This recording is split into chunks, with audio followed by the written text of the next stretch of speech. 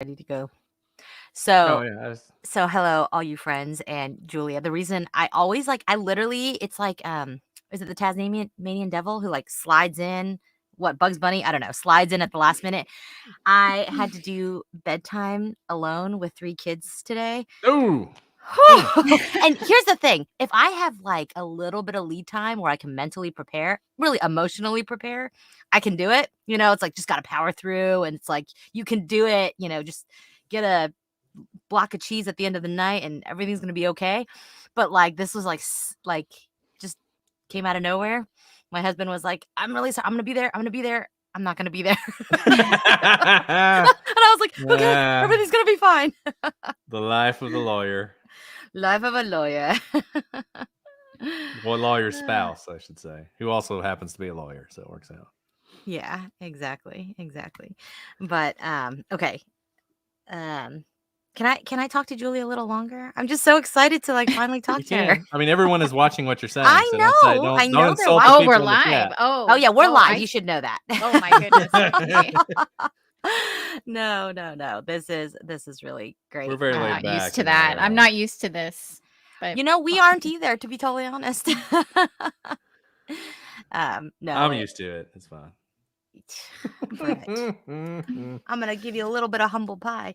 Oh, yeah. So I have 2 baby monitors with me, watching 3 of my kids. Wow. So this could go horribly wrong at any moment, is what you're saying. No, this is gonna go great, is all I'm saying. I'm just saying, if you see like my eyebrows moving weird, it's not you, it's the baby monitor. I remember those days. Oh, you say they pass? They do, and they go really fast, and the next thing you Alright. know, they're in college. No, If you say don't so. say it. Don't say it. I dreaded the day for 18 years. Oh, I know. But it's okay. It's okay. I went through my first one going to college, and I handled it much better than I thought I would. Yeah. And he's home now for the summer, and it's went by so fast. It's fantastic. Oh, yeah. That's great. That's great that they come back, They do. Good. I'm glad to hear that. All right. You guys want to get started? Let's do it. I mean, you guys all know us, like in the chat, know as much as we do.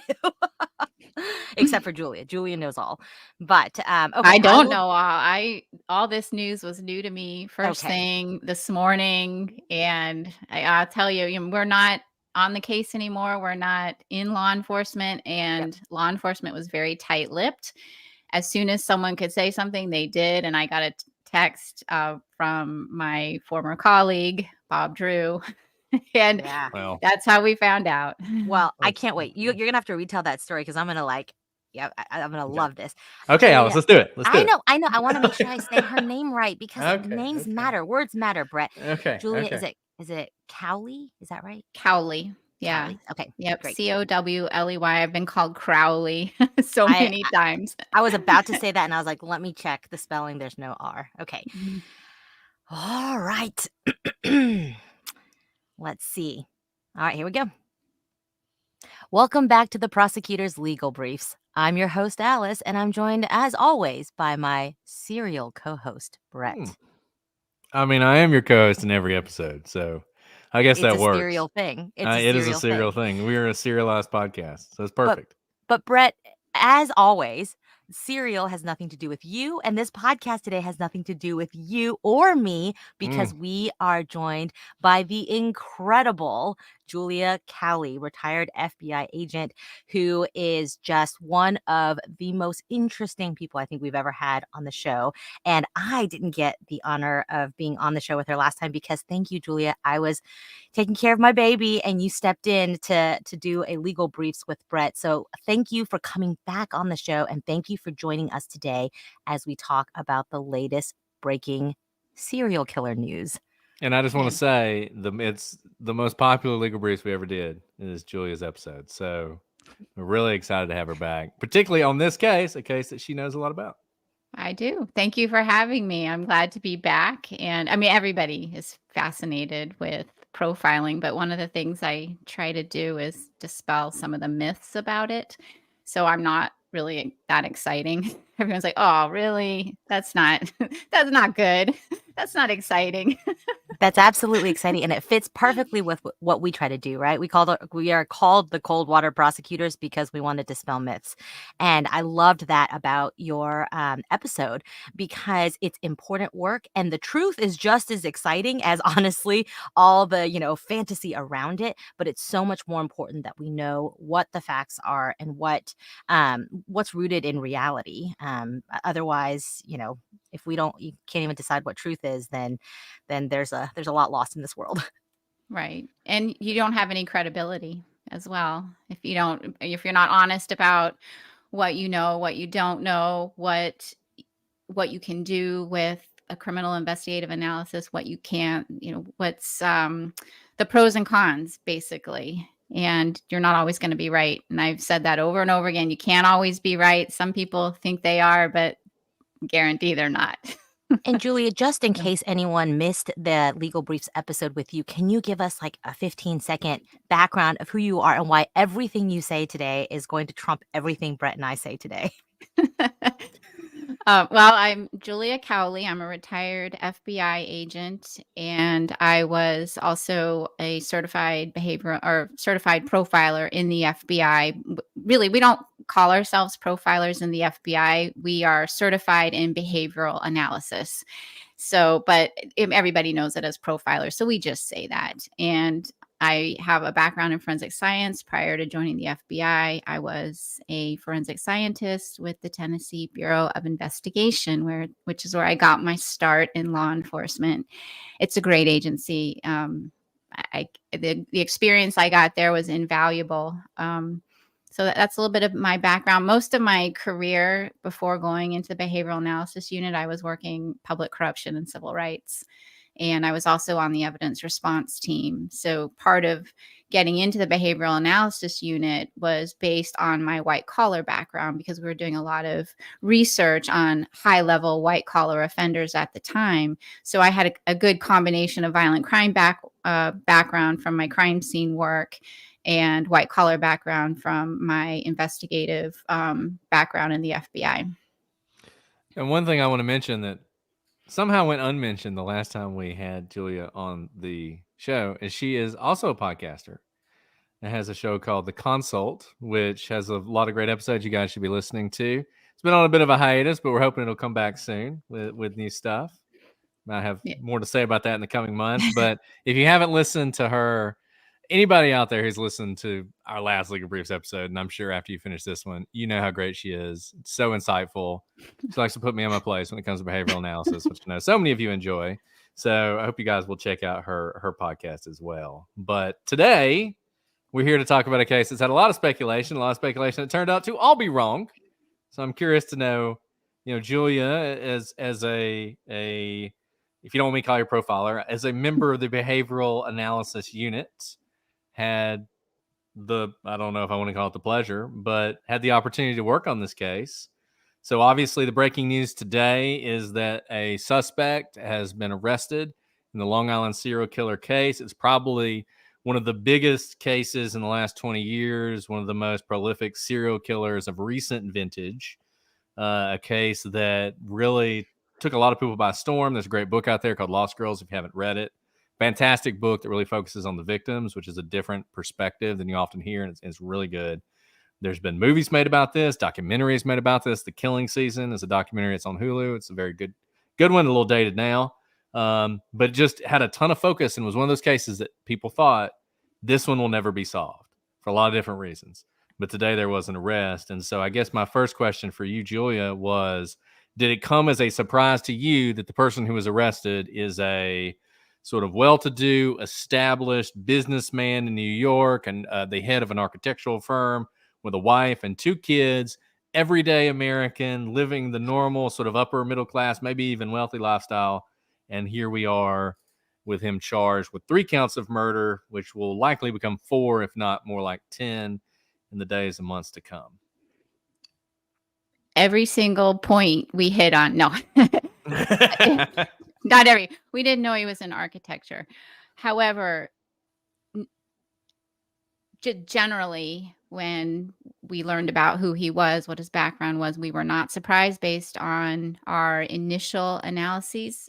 So we were involved in this case very early on in 2000, when they first found the bodies. And what I want to explain is that my involvement, I was not the lead on this case. This case was assigned to Bob Drew, who's also does the podcast, The Consult with me. He's one of my co-hosts. So he was the lead on this.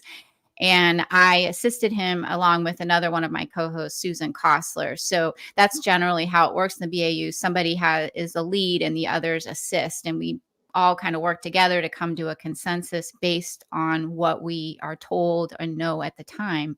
So we were involved pretty early on. And some of what we noticed based on where the victims were found, their victimologies, how they were contacted, and what we knew, and it was very little, to be honest. This was a difficult case because there's no crime scene and you don't have that interaction between the offender and victim that tells you so much. We had some interaction that we knew, some of it we had to speculate to. But based on what we knew, we came up with a very kind of preliminary initial profile, sort of. And when I say profile, it was just sort of thoughts and impressions. That's kind of what it is. We don't necessarily, hit on every single detail about the offender, but just sort of impressions about the crime. And so, no, the way he turned out to be, the suspect at least fits the profile. And when I say that, a lot of people would fit the profile.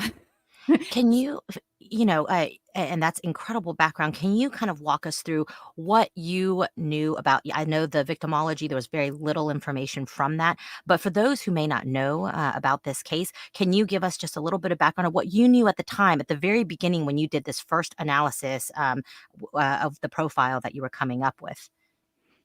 Right. Well, we knew that these bodies, they were found on Gilgo Beach, and they were wrapped, and they were bound and wrapped. And so there was an attempt to hide them, but it wasn't, in terms of the attempt, it wasn't like they were buried or anything. So it was just mostly brought there already with the attempt to hide them. So that's what we knew. We knew that the initial victims that were being found, when they were identified, that they were known to be missing, that they worked in the sex industry. They advertised on Craigslist. They had been contacted. We knew that. What else? We knew about that the offender, that there was a witness that the offender may drive a high-end, like, SUV type vehicle. I can't remember specifically if we knew the make and model, but we knew that, and that they were called and these dates were arranged. We knew also, we learned at some point in time that some of these calls had been made in the city, in New York City, or from the city. So we were sort of, getting some idea of, okay, somebody's calling the victims through their work, meeting up with them, killing them in some way, and then taking the time to wrap them up and hide their bodies and then go dispose of them. So that is generally what we knew. And really that's really what the public knew at the time as well, as the information that's come out. It really hasn't changed that much in terms of what we knew back at the time. And can you kind of walk us through, obviously, you may have a lot of victims that come to you. How do you determine that this may be the work of one person rather than individual acts by different people? So we're looking at just similarities, like, that are just uncanny kind of similarities, that that connect them to crime behaviorally. Again, we didn't have a ton of behavior because we didn't have a crime scene. But what we did have is we had victims that were wrapped up and disposed of similarly.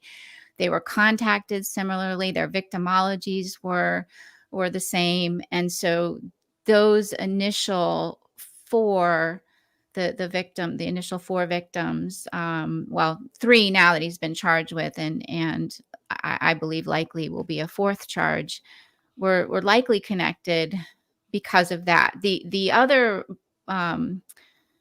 victims, and some of them were dismembered. There just wasn't enough there to connect them in terms of their backgrounds, or there's some similarities, but it is possible that there was another killer or multiple other killers, but there's just not enough to say. But that's kind of how you start to kind of piece together. You're looking for similar behavior patterns across the series, and we just thought it's just too coincidental. And they were found, their locations, they were very close together as well. The timing of them as well, the fact that they occurred during, went missing during warmer weather, factored in to these, could be potentially connected as well. And we always say, we never say, we always say it's likely, or we don't ever we're not definitive, because you really cannot be, and you can't. I think one of the biggest myths, well, you have people that don't believe in behavioral analysis at all. They just think it's complete junk science. And I understand why they think that. Then you have others that think it's the be all end all. And, but one of the biggest myths for the people that think it's the be all end all is that you can identify a perpetrator through behavioral analysis. You cannot. It cannot be done. It can help. It can help prioritize people as potential suspects until you can rule them out. And it can help with investigative strategies. It can help with interview strategies and things like that, but it can't identify a perpetrator. But in this case, we thought that there's likely at least a linkage between those first four. So yeah, I mean, there are sort of, it's kind of like Jack the Ripper, right? I mean, I think in Jack the Ripper there are 5 canonical victims, and then there are multiple people who were killed in similar manners in London at the time, and people argue over whether or not those are the same thing.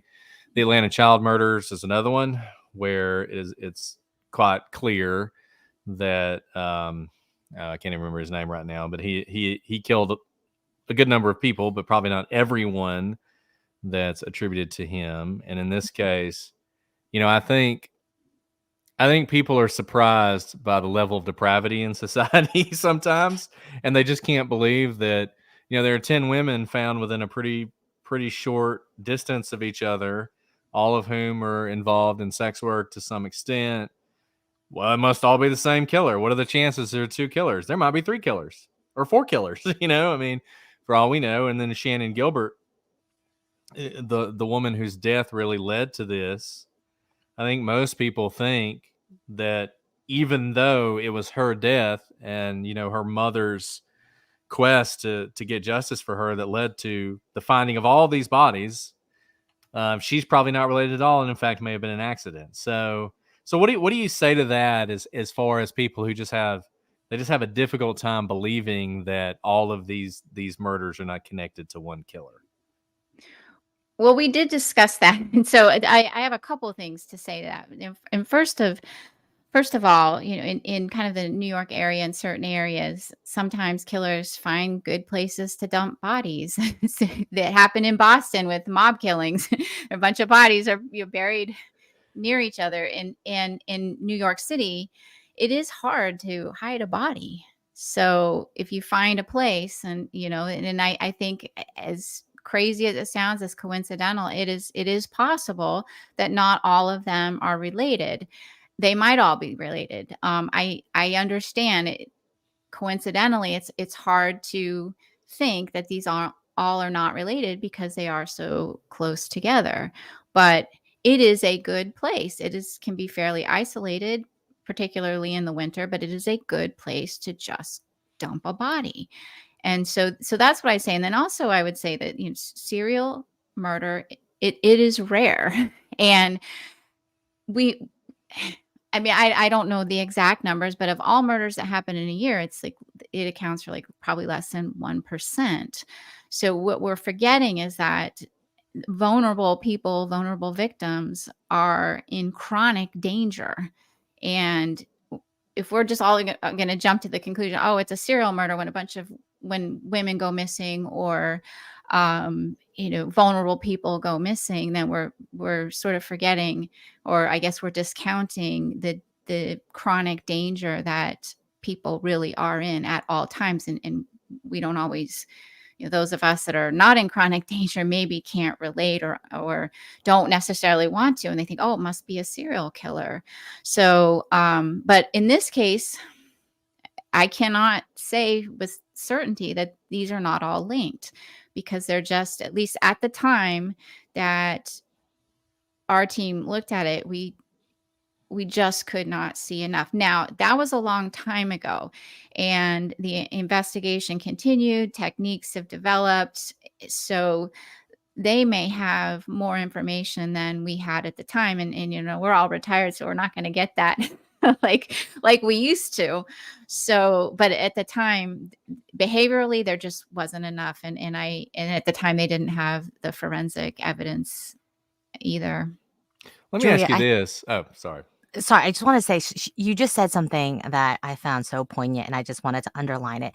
I think it's absolutely right that when you have many victims, or you find many kind of murder victims in close proximity or in a similar fashion, people often like to jump to serial killer. And while that may be what we have here, I thought what you said was so important. We fear when there's a serial killer. We're like, oh, there's a serial killer on the loose, we are in danger. But in fact, what you're saying is, by jumping to the conclusion that it may be a serial killer, we're actually leaving vulnerable victims, vulnerable populations at more risk, because we are not aware that there are so many more people who could carry out these actions than just the one potential serial killer. And I just thought that was so interesting, that the fear is usually around the serial killer. When will this serial killer strike again? But in fact, by maybe focusing on only serial killers, that we kind of lose the fact that there are many depraved in our society who are Yeah. capable of doing what we ascribe to, say, a serial killer. So that was just fascinating to me. And Brett, you can ask your question, but I'd love to, if you could talk through kind of y'all's dialogue, the three of you, or what you were thinking of with such limited information, to kind of come up with a profile that ended up being spot on. Yeah, I actually have some of my notes here just to refresh my memory. But and some of it people will just be like, well, duh, of course. But first and foremost, we thought he would be from Long Island, familiar with the area. And sometimes when you start off with like those simple things, detectives laugh at you. Like, okay, thanks. Thanks a lot. Glad we called you. Let me And interrupt you there and just yeah, ask you a question, because I'm not real familiar with the geography, and other people may not be as well. I guess he is from Massapequa. Is that how you pronounce where he's yes, from? The yes. bodies are dumped in Gilgo Beach. Is Gilgo Beach close to Massapequa? Is that like basically the same area, or is there a distance there, or So what? I don't know the exact distance, but it is, in terms of being on Long Island. I mean, Long Island's very large, so we were saying something kind of like, okay, this is a very large area, and I don't know what the mileage is. I wish there's some way we could figure that out. There might be some sort of website that would do Yeah, that. there might be. Well, while we're looking up that Yeah, data, do you think the yeah. connection to Gilgo Beach was as simple as it was a good dumping place?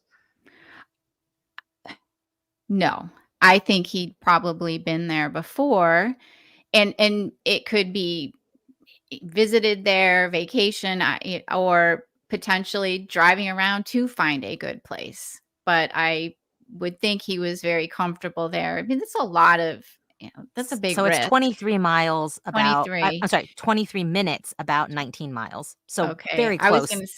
I've driven through Long Island before, and then sometimes it just takes you forever to get, very short distance. But I would think he'd been there before. Particularly, our thought was he's probably not living right there, but he's probably from the area of Long Island. And we thought white male. And it's a myth that all serial killers are white males. We know that, like, but we just thought generally because of the victims, because of the area. What about the victims made you think that? Was it because of their, line of work? Did they have similar backgrounds, the way they looked? What made you think that the victims led you to think this person was their murderer was a white male? Because they were white, and at least the ones we were looking at the time, white victims. And I'm not saying he was exclusive, but that would just seem to be statistically. But that doesn't necessarily mean we have seen, killings cross racial boundaries. But that was, again, we base this on statistics.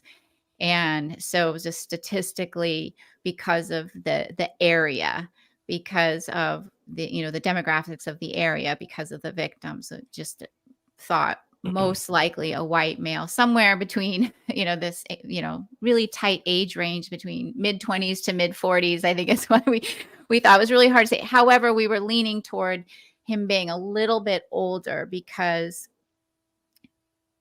what we felt he was doing, he was at the very least, he was presenting himself as affluent. So we knew about, he had this nice SUV. He was contacting the victims by phone. He seemed to be smart, articulate. We thought he was likely a businessman. That was what one of the things we said. We obviously didn't say architect, but it's somebody with business, because we knew some of the calls had originated, the calls that that were part of this crime had originated in New York City. So we thought this was likely a businessman who was on Long Island but would travel to New York for work, travel into the city. And so that made him maybe a little bit older, again, educated, because we thought he was probably, a professional, and educated. We thought he had probably pretty good social skills.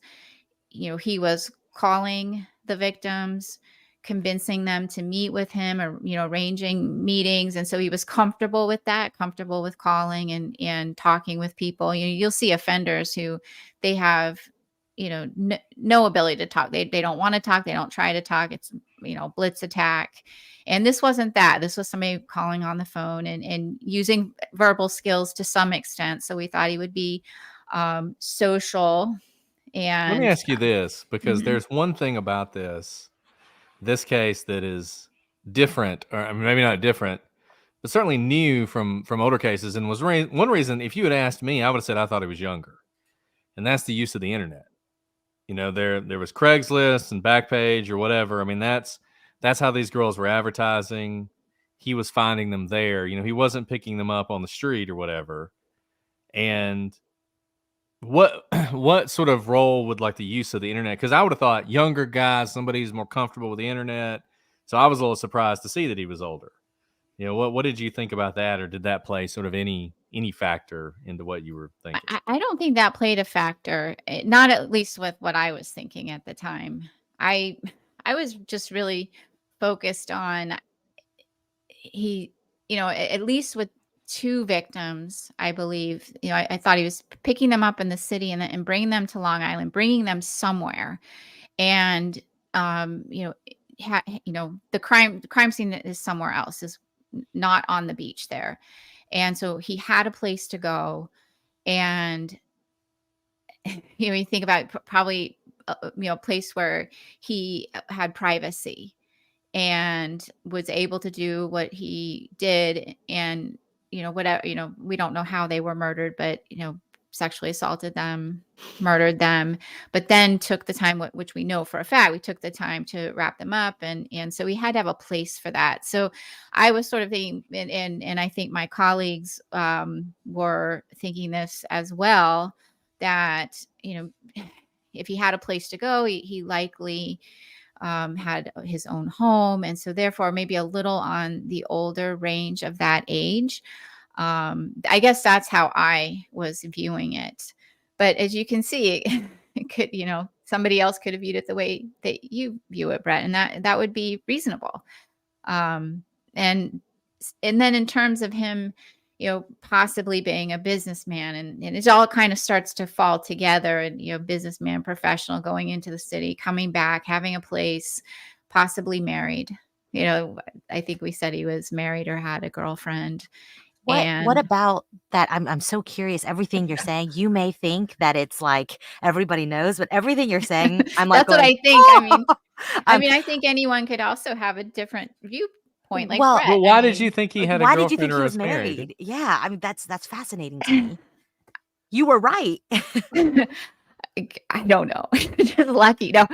Um, well, I think it just had to do with his, as we were discussing it, and it was kind of taking shape and forming, and okay, he's a businessman. He goes into the city. That's where he's picking up people and doing his things that his family may not know about. And then he's coming back home, and just because statistically he's probably married. I guess it's just more along those lines. Most people that have I don't know what the statistics are, but I guess maybe from my perspective, and that's why profiling is not always exact, because Did it everybody have to has. do with the fact that he was contacting women for like a paid service rather than say just going out dating? Because if you didn't have Well, a yeah. wife, maybe you would just go to a bar and pick up a girl as opposed to go a more covert way of meeting women.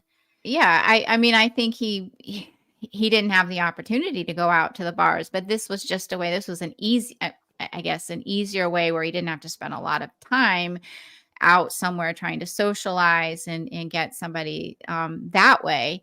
But I really thought it was more just the thought of, okay, you have somebody who's potentially living here, traveling. They probably have their own home where they were able to have privacy to commit their crime and cover up that crime, and then they could leave to go dispose the bodies. And I guess just thinking along those lines, that is likely somebody who could very well be married, just based on being a little bit older in our minds. But as you could see, that could have been wrong, but that's that's not how we saw it at the time. And I just think it was just how it sort of developed as we talked about it. Like, well, most likely he had a place, like a garage or something where he could do this, and he had some privacy. And Long Island is a lot of single family homes, and people who own single family homes tend to have jobs and tend to have families, and I think that's how we were viewing it. So so for those of you who don't know, we talked about the arrest today. There was a press conference. We've had some evidence that was laid out. A couple things that came up. There's some DNA evidence here.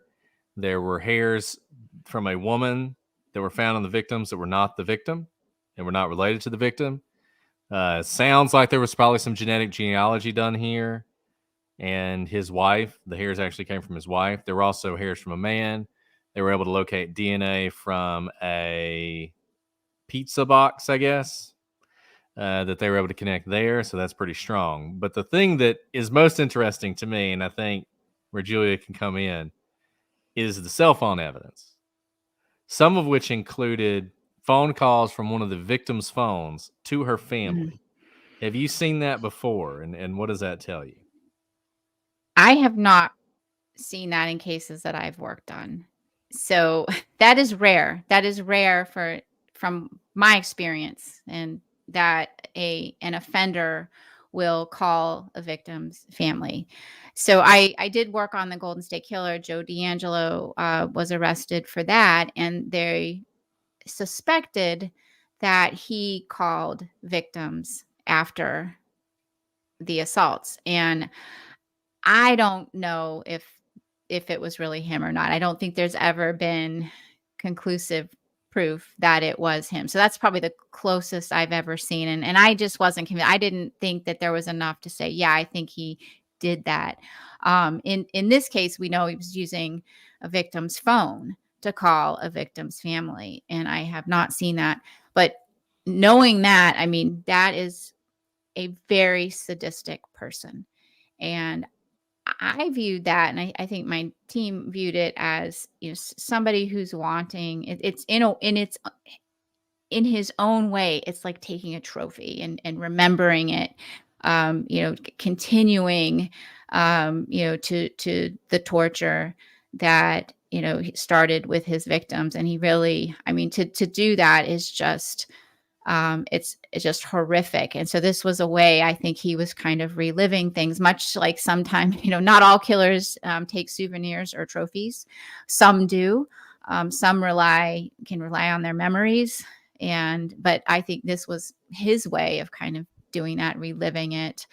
And at least that was what I viewed it. And it's extremely sadistic. And I think the offender that did this, really enjoyed, their pain and their suffering and scaring them. I mean, why else do it? There's no other reason to do something like that. And, most offenders that I've seen, once they kill their victims, they're done, and they don't, try to contact the families. And I'm sure there's a case out there where that has happened, but not on any cases that I've worked on myself. Another thing that I think has interested a lot of people, and I realize this is speculation, but it seems like, I believe the police said they found 7 burner phones. Burner phones were one of the ways they connected him to this case, and some of the they were actually, they were able to tail him to a store where he put more minutes on a burner phone, one of the ones he was using, which in fact he was using to do things like do Google searches on the case. But my understanding is, I think there are 7 burner phones, and he used, and this is what I've heard, he used one burner phone was used for each victim for the 4. It was like a different burner phone was used for the 4 to contact them. And so that's led some people to suspect 7 phones, 7 victims. Do you have any thoughts on that? I don't know. I don't think I can speculate. It's possible. I mean, I am sure that the investigators are looking at everything to try to see if there's any other victims out there, to connect the ones that have already been found. And hopefully they can identify the ones that haven't been identified. But then if there's anybody else out there, but I don't know. I don't think I can say. What I can say is it would not surprise me if there were no other victims, and it would not surprise me if there were several more victims. Sorry. No. I mean, that's look, I mean, as you said, some people think behavioral analysis is magic, and we're always kind of skeptical of it. So, I'm just curious what your thoughts are on this. The other question I'll ask about it, one thing that led people to think maybe this would never be solved is it seemed like there was a spree of killings between about 2007 and maybe 2011 or so, maybe a little bit later. The bodies, I believe, were found in maybe 2012, 2013. They started finding bodies. And then it seemed like there weren't any. And so there were people who thought he'd moved, or maybe he was a transient, or maybe he was a trucker, and all this other stuff, or maybe he died, or maybe he went to prison. Well, it doesn't seem like any of that happened. And it doesn't seem like he's killed anybody in the last 10 years. Is that surprising to you? No, that's not surprising to me either. And there could be a number of reasons. I mean, he stopped killing because he had a plan in place. And in some ways it was discovered when the victims were discovered, and that was his dump site, and he had it all set up, and he doesn't really know anything else. That's where he's from. So he's got to probably move somewhere else. So I think he probably just realized, I have to stop for now. And, if he didn't stop, then he's come up with a different plan of some sort. But I don't know. I guess I can't really say, but I mean, to answer your question, it does not surprise me, or it would not surprise me if he just stopped. I mean, he's not stupid in the sense of he, he's criminally sophisticated. He was keeping, probably keeping track of these cases in this investigation, and he knew enough to stop, and he was able to stop. This isn't something he wasn't able to control. And so, for his own self-preservation, which, somebody like this, it's all about him. He likely stopped and probably was living out his fantasies in other ways to compensate for that, through maybe pornography or, you know, date or, sexual encounters that didn't result in homicide. Wow. Can you hear me okay? Yes. Sorry, my mic cut out for a second, but I could hear everything you were saying. So, and I am, the timeline is kind of all over the place because I know several victims were not found until many years later. Do you think it had to do with the release of the news? Were there killings up until that time and they stopped? Or I can't remember back to about 10 years ago or 13 years ago when this was all, when there was a lot of news coverage about it. But were there killings Right. up to the point that it became public? Yes. So yeah, I think he stopped because it became public. Absolutely. Yeah, it seemed to be that way, that there were no more that we know of. And you So said, we still don't know for sure. That's the thing.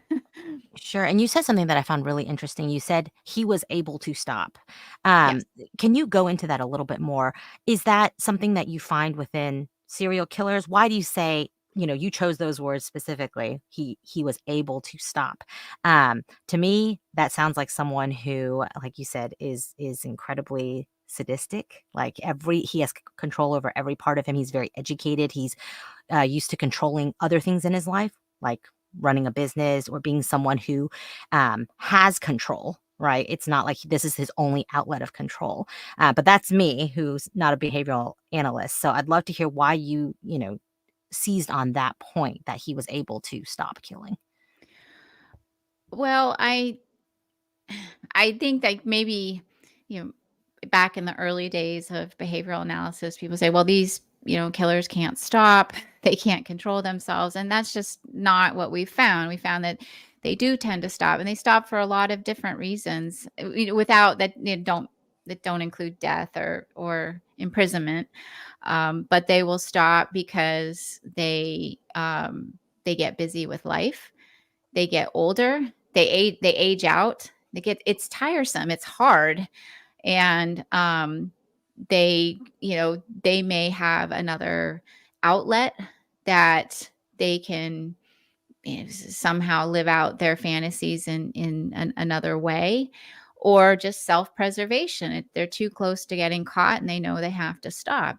I mean, this is not something that this killer couldn't control. So that's why I say that this is somebody who knows what right from wrong. They have, generally these types of crimes are based on fantasy. They have these fantasies. They want to act out these fantasies, and they can't do it in their normal everyday life. So they go out and find these victims. But there are things in place that will get them to stop if they need to, particularly if, they're about, if they think they're going to get caught. And especially as you mentioned, Alice, I mean, he, at the very least, I'm not going to say he was successful, because I don't know how successful he was, and that will remain to be seen. But he what's the word I want to use? I guess we'll use what we used when we did this initial analysis. He wants to portray the perception that he's successful. So, this would sort of, I guess, make that success all come crashing down if he were to be found out. So I think that's important to him. Probably wants to be looked at as this, very smart, successful businessman. And, getting caught would, ruin that. So probably it was just like, I better stop. They're getting too close. And I'm sure that at least partially, he was looking for other outlets, maybe even contemplating, well, maybe I'll, try a different plan. But those things can take time, and whether he was able to act out on another plan, I think that'll remain to be seen. I want to ask a dumb question. Go ahead. Well, the first question I don't think is dumb. According to the press conference, he committed these crimes while his wife was out of the country. Yes, I did hear that. Yeah. Is that pretty consistent with what you would imagine that would be sort of the time that he would act? Yeah, and I think that at the time, I remember we were talking about, because they were summertime, maybe his family was gone during that time. That was just what we speculated about. But yeah, So my that dumb seemed to question. fit. My dumb question, which I don't know if it's a dumb question, but it's a question people always ask. So if you ask this question on Facebook in our groups, I'm not calling you dumb, but motive. So, one thing that people struggle with in all these cases is motive, whether it's Richard Allen or Brian Koberger or this guy or any of the various cases we cover. People always struggle with motive. Like, why would you do something like this? And they put themselves in those shoes through the lens of their lives. And obviously they can't think of any reason you'd murder people. And that's a good thing, because we don't want people to think it's rational to murder people. However, having said all that, this guy has it all. Right? He's got a successful business. He has a wife. He has 2 kids. He's got multiple properties. He has money. He is successful. He's esteemed, whatever. Why? What drives someone like that, to kill people? Well, it's certainly sexual, power, control, success. I mean, I think that'll remain to be seen. Like how successful he is. I mean, that might be being played up a little bit. But yeah, I mean, just sexual power, control. They want to have it. They want to take it. I think at some point that these violent sexual fantasies sort of take over in his head in some way, and he wants to live them out, and it is gratifying to some people, like this this offender in this case, to hurt people, to see them in pain, to see them afraid. That is sexually exciting and sexually gratifying. And it is hard to understand. I don't understand it logically. I kind of know it. That's how people are. But I don't really quite understand it myself. And I don't know what causes it. I think there's just kind of a combination of, your biology, your psychology, your how you're socialized. I think that's just a combination. I don't think there's one cause of someone becoming a serial killer, or Let me kind change of the question a little bit. Okay. How do you have that inside of you? And for a very long time, I mean, this guy is middle-aged. I'm not exactly how old he is. How do you have that inside of you, and for this long have a life where there's no, I mean, we're early days yet, but there's no obvious signs. The guy has no criminal history, no history of violence that we know of. And adding to that, we don't know for sure, but potentially having a very not violent relationship with his wife or other women in his life in a way that doesn't draw attention to the fact that he could be a perpetrator. Like how does that work? He's just very good at masking it. That's, I mean, people walk around all the time with deep, dark secrets, and nobody ever knows. And not even people that are closest to them will even catch on. So it is just the ability to probably compartmentalize, mask. I mean, he's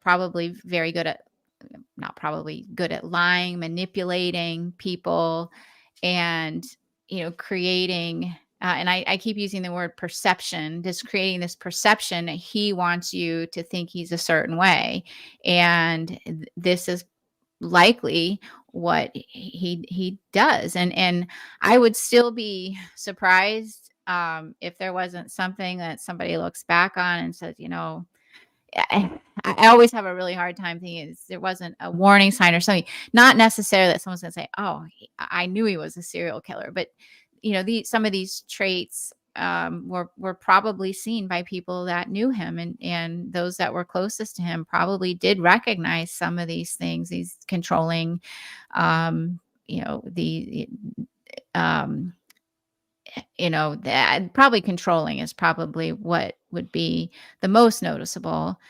And part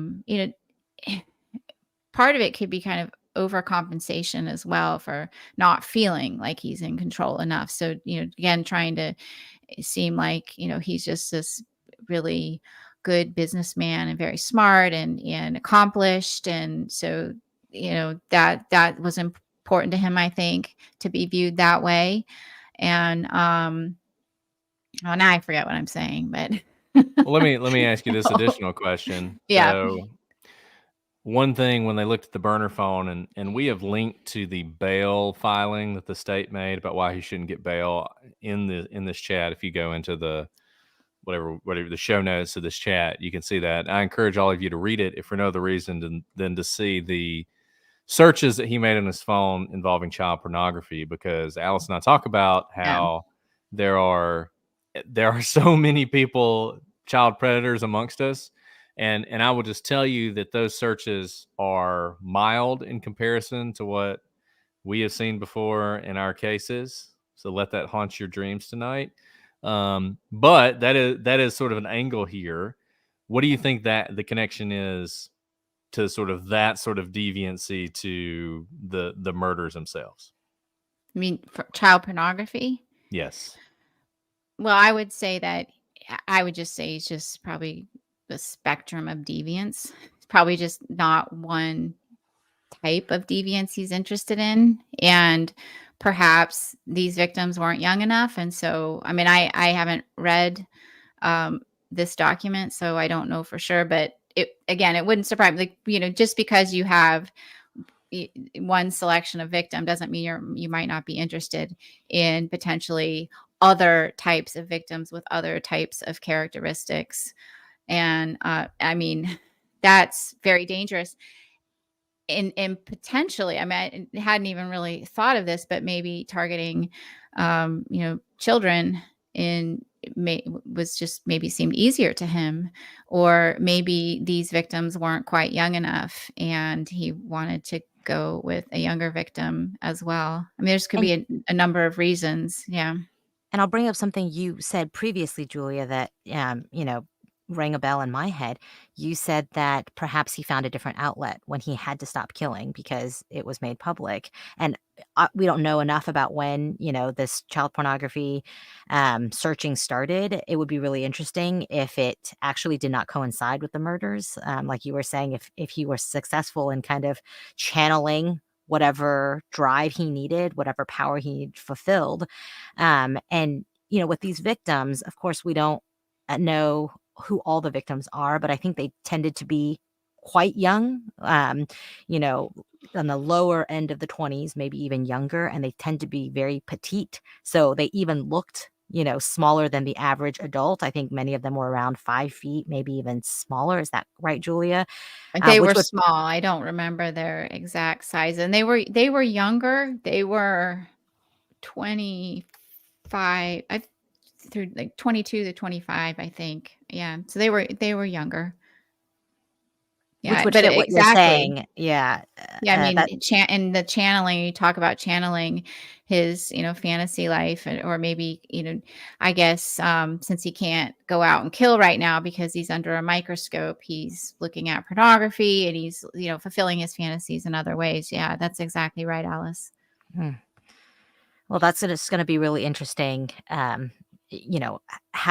the child pornography actually fits in rather than as a maybe complete separate deviancy. They may be intertied, like you were saying, and I think that's going to be really interesting to see, and also incredibly disturbing because we often, and you know this from your time in the FBI. Unfortunately, child predators are all among us, and child porn cases are shockingly numerous.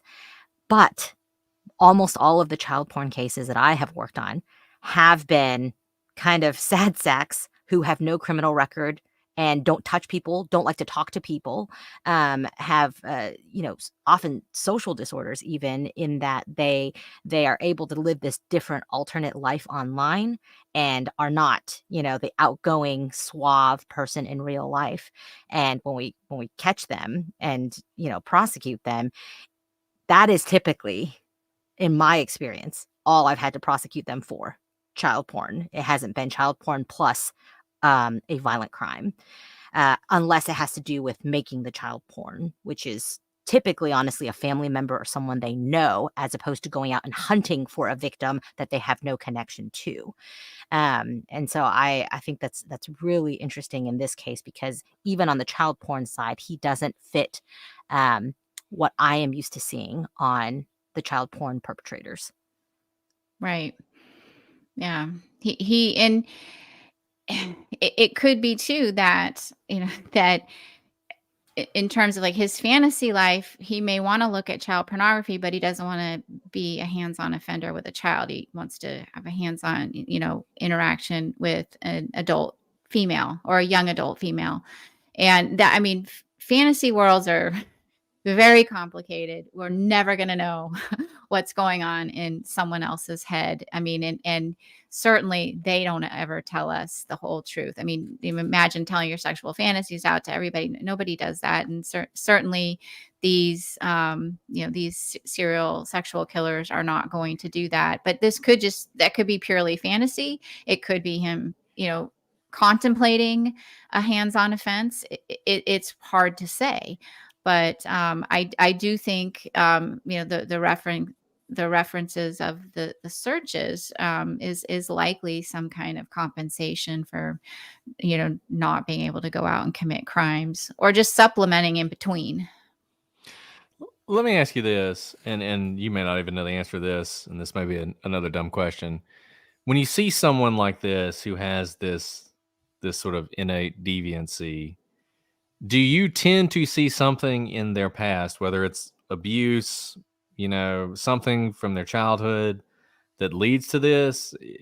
Do you ever look at sort of what the ultimate, I mean, cause is a strong word, but what the sort of ultimate factors are that lead to create someone who can do this kind of thing? Because obviously most people can never imagine doing anything like this, much less being a serial killer and doing it multiple times. Yes, of course. We're like, how did they end up this way? And there is just no one single cause. Everyone's background is very different. There does tend to be, I shouldn't even say it this way, but many offenders do have their own abuse in their background, whether it's emotional abuse or physical abuse or sexual abuse. A lot that tends to be in some of their backgrounds, but some you just see nothing, and maybe it's because no one ever noticed or people are not talking. Others, you do see some violence and personal violence. Maybe they were never arrested, but maybe there was some personal violence in their past.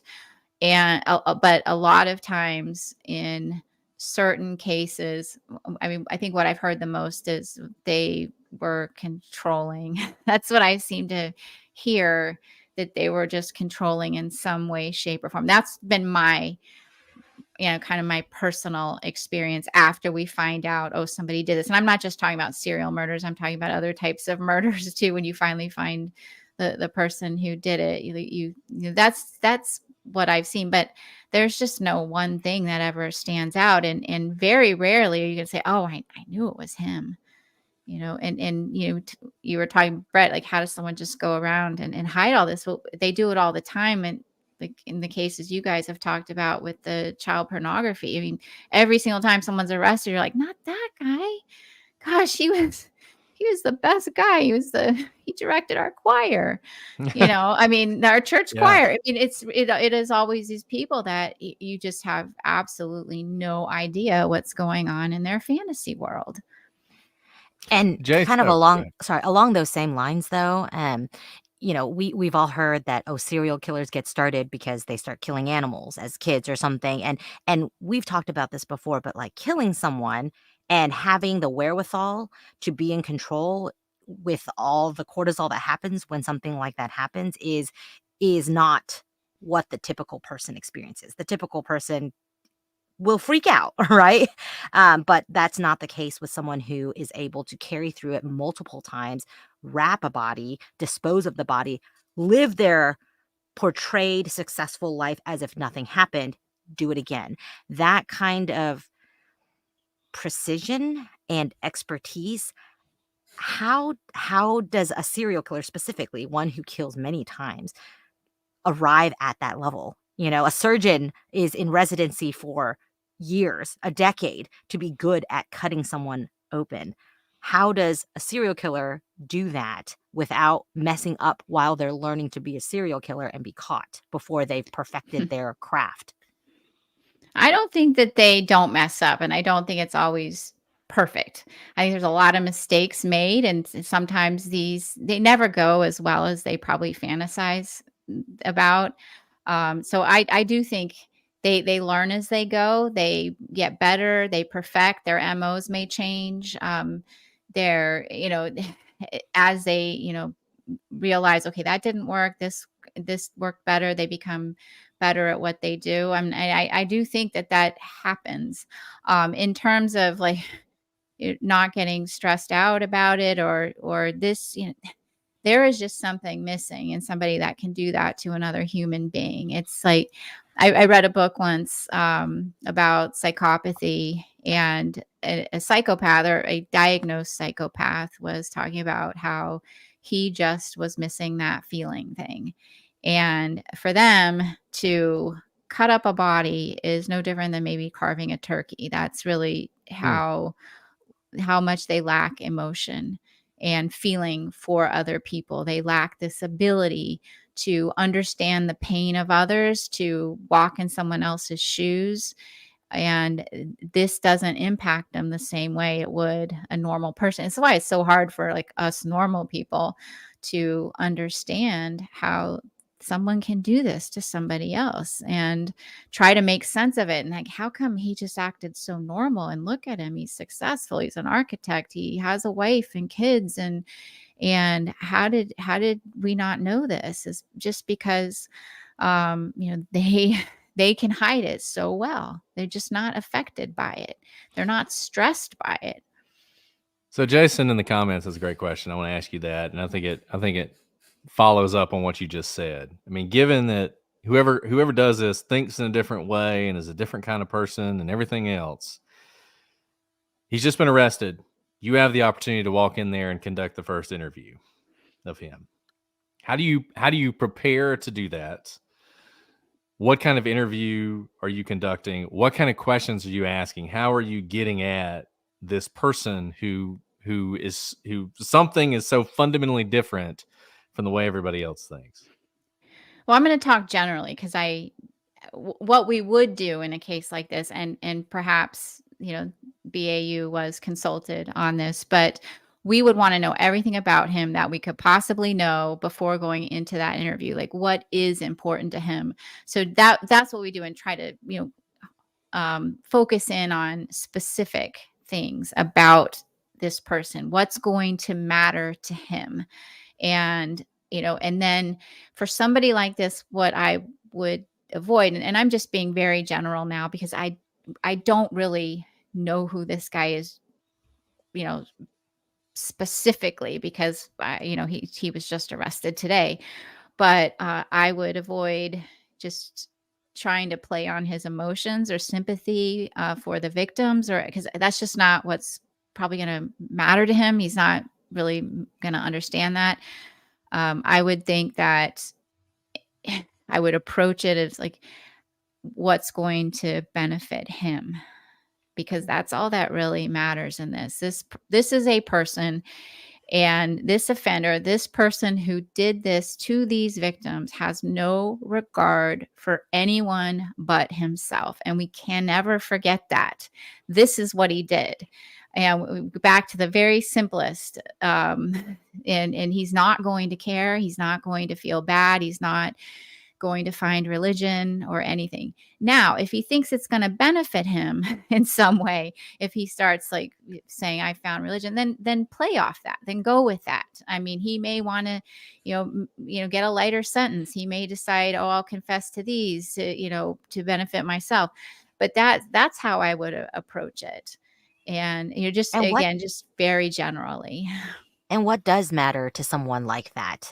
If it's not, um, is it, the perception of success? I mean, he's been caught. So, Yes. are you being friends with him? Are you coming down with the hammer?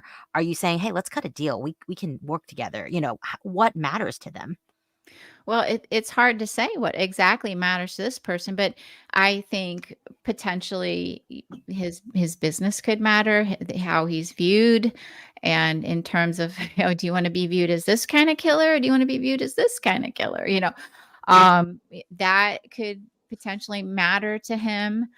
Um, you know it could matter to him, like, to get maybe a reduced sentence for cooperating if he were to confess to these or to others. I mean, there's a lot of different things they could do that could potentially benefit him. But I think that's how, that at least without knowing really specific things about him, it would be hard to really craft a really good interview. But I'm sure that whoever interviewed him went in there knowing every single thing. And I also think you'd ask, do we go in there really like hard or soft interview? I mean, I think it's just better to always just, be cordial. I think that works the best, and not with everybody. There are times where I think um, you know, being very forceful can work, but generally, just being cordial is probably the best approach. Just without knowing what he's going to react to. But that's. I mean, it would be good to know, how does he react when he's been in contact with with a person in power? Is how does he behave or react? Or is it important to send someone in there that's high ranking, so he's made to feel like he's really important? Or do you want to send someone in there that is sort of pretending to be like, well, they're just sending me in here? Not that he'll buy that, but do you want to send someone in there that he thinks he can try to fool and at least get him talking? There's just a number of different ways to approach him, and without knowing for sure the best way, I would tend to think that just generally, he's probably has some arrogance. So perhaps sending someone in there higher ranking, showing him the respect he probably What feels about he deserves. What about, like, I'm very curious about this, a man or a woman? Because we think we know his victims to be women. Do you think that would factor in? Would it throw him off if it was a woman who went in, a small woman, or would you just play into maybe he's a very tall, large man, so maybe someone who matches him in kind? Do you have thoughts on something like that?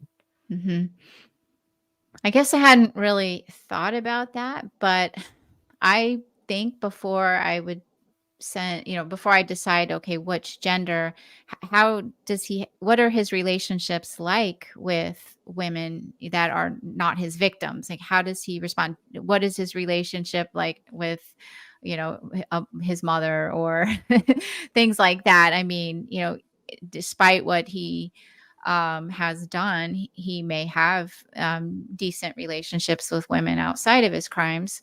We just don't know. Or he may, be, very reluctant to talk to a woman. Maybe might make him angry.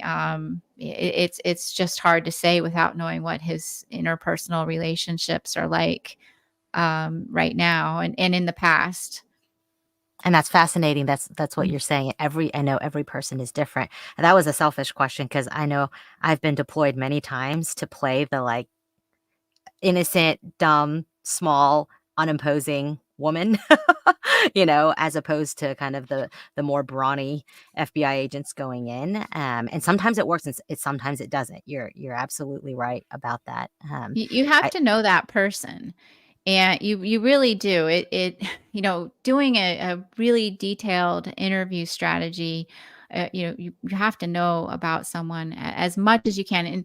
And for somebody like him, it might be a little difficult because you that requires asking questions of people that might know him. And I'm certainly they don't want to do that at this point because someone could potentially tell him. But if you were to find somebody that you could question about him that was not going to tell him, and then just try to determine like what's his pattern of life, what's he doing on the weekends and things like that, that might tell you a little bit about what his relationships are like just from observations.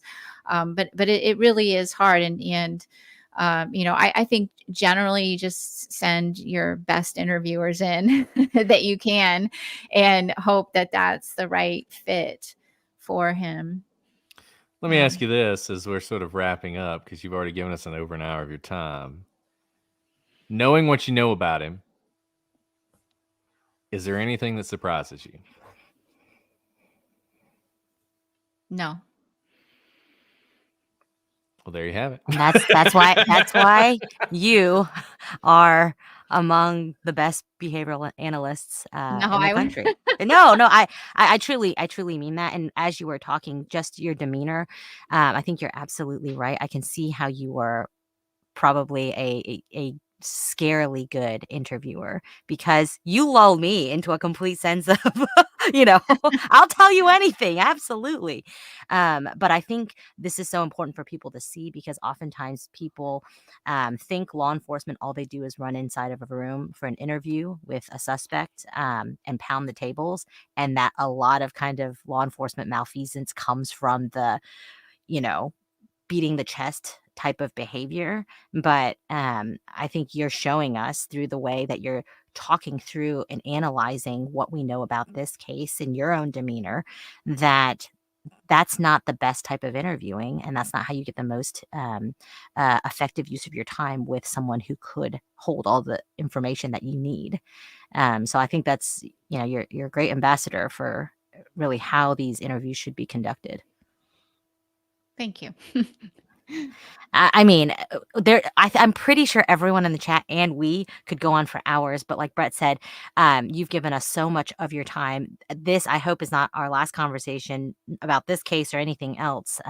But I don't, we've asked so many questions and we've talked a lot. Is there anything else about this case, your time working on the case or serial killers in general that you'd like to add before we close out for the night? Oh, put me on the spot here. Take your time. So I think what I'd like to say is that there is no one profile of a serial killer. They are all different. Some of them have similar traits, as I've talked about. They tend to have a disregard for others and they're superficial and they tend to have very active fantasy lives. But that's kind of where the similarities stop. And so to try to say, oh, he's just like this serial killer, he's just like that you just can't do that. So they're all very different about and my colleague Bob had always said, the only thing they have in common is that they're serial killers. And you really do have to look at each individual case and what happened and who, what was the victim selection process like. And then once you've identified that person, you have to learn all the little unique things about that particular person in order to really truly understand who they are. So I think that's what I'll leave on. And that is brilliant, like everything else you've talked about tonight. Brett, is there anything else you'd like to add? Just, everybody, Julia will be back soon to talk about whether Adnan really did it. We can't wait to have her on for that episode. Not going to ask her tonight, but everybody look forward to that one. Yes, Julia, thank you so much for just being so generous with your time and your questions, and for being an advocate for behavioral analysis, the correct kind, and correcting Brett when he completely misunderstands an entire field. We are all better for it. So I do hope that people will go listen to the consult with Julia Cowley. You've heard her here. If you haven't heard her previous episode on Legal Briefs, you have got to check it out. It is an amazing episode, and I can really say that because I'm not on it at all. It's all Julia. So go listen to the consult because I know I can't get enough of Julia.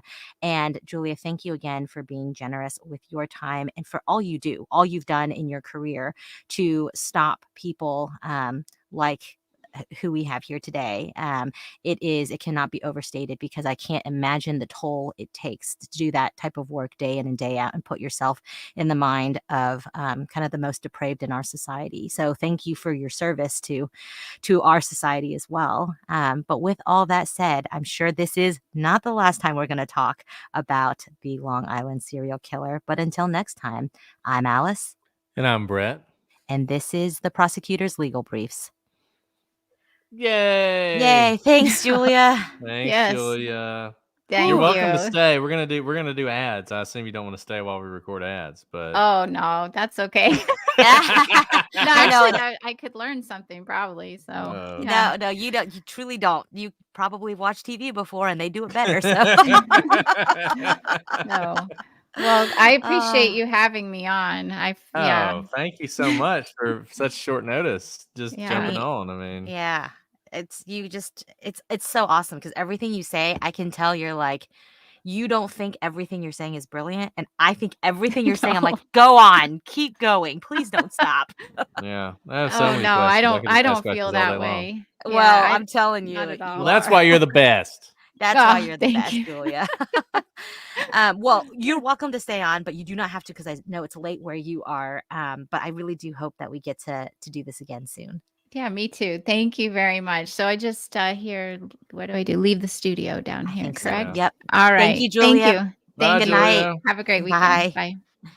So for everybody asking, I'm drinking from this is a single malt whiskey from John Emerald Distillery, which is out of Opelika, Alabama.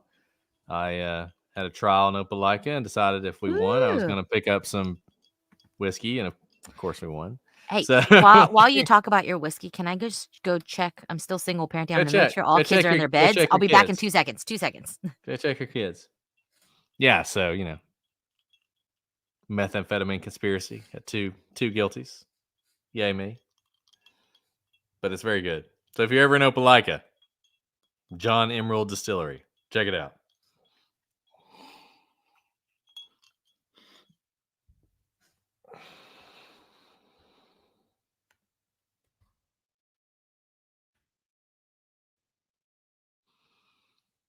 What's my favorite whiskey?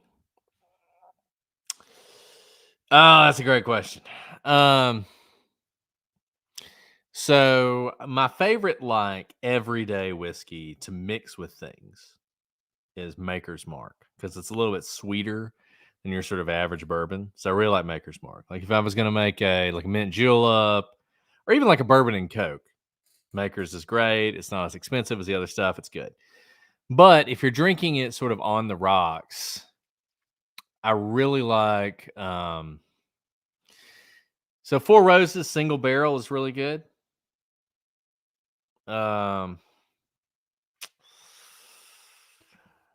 mean, I'll say this. It shouldn't be as good as it is because it's so overhyped.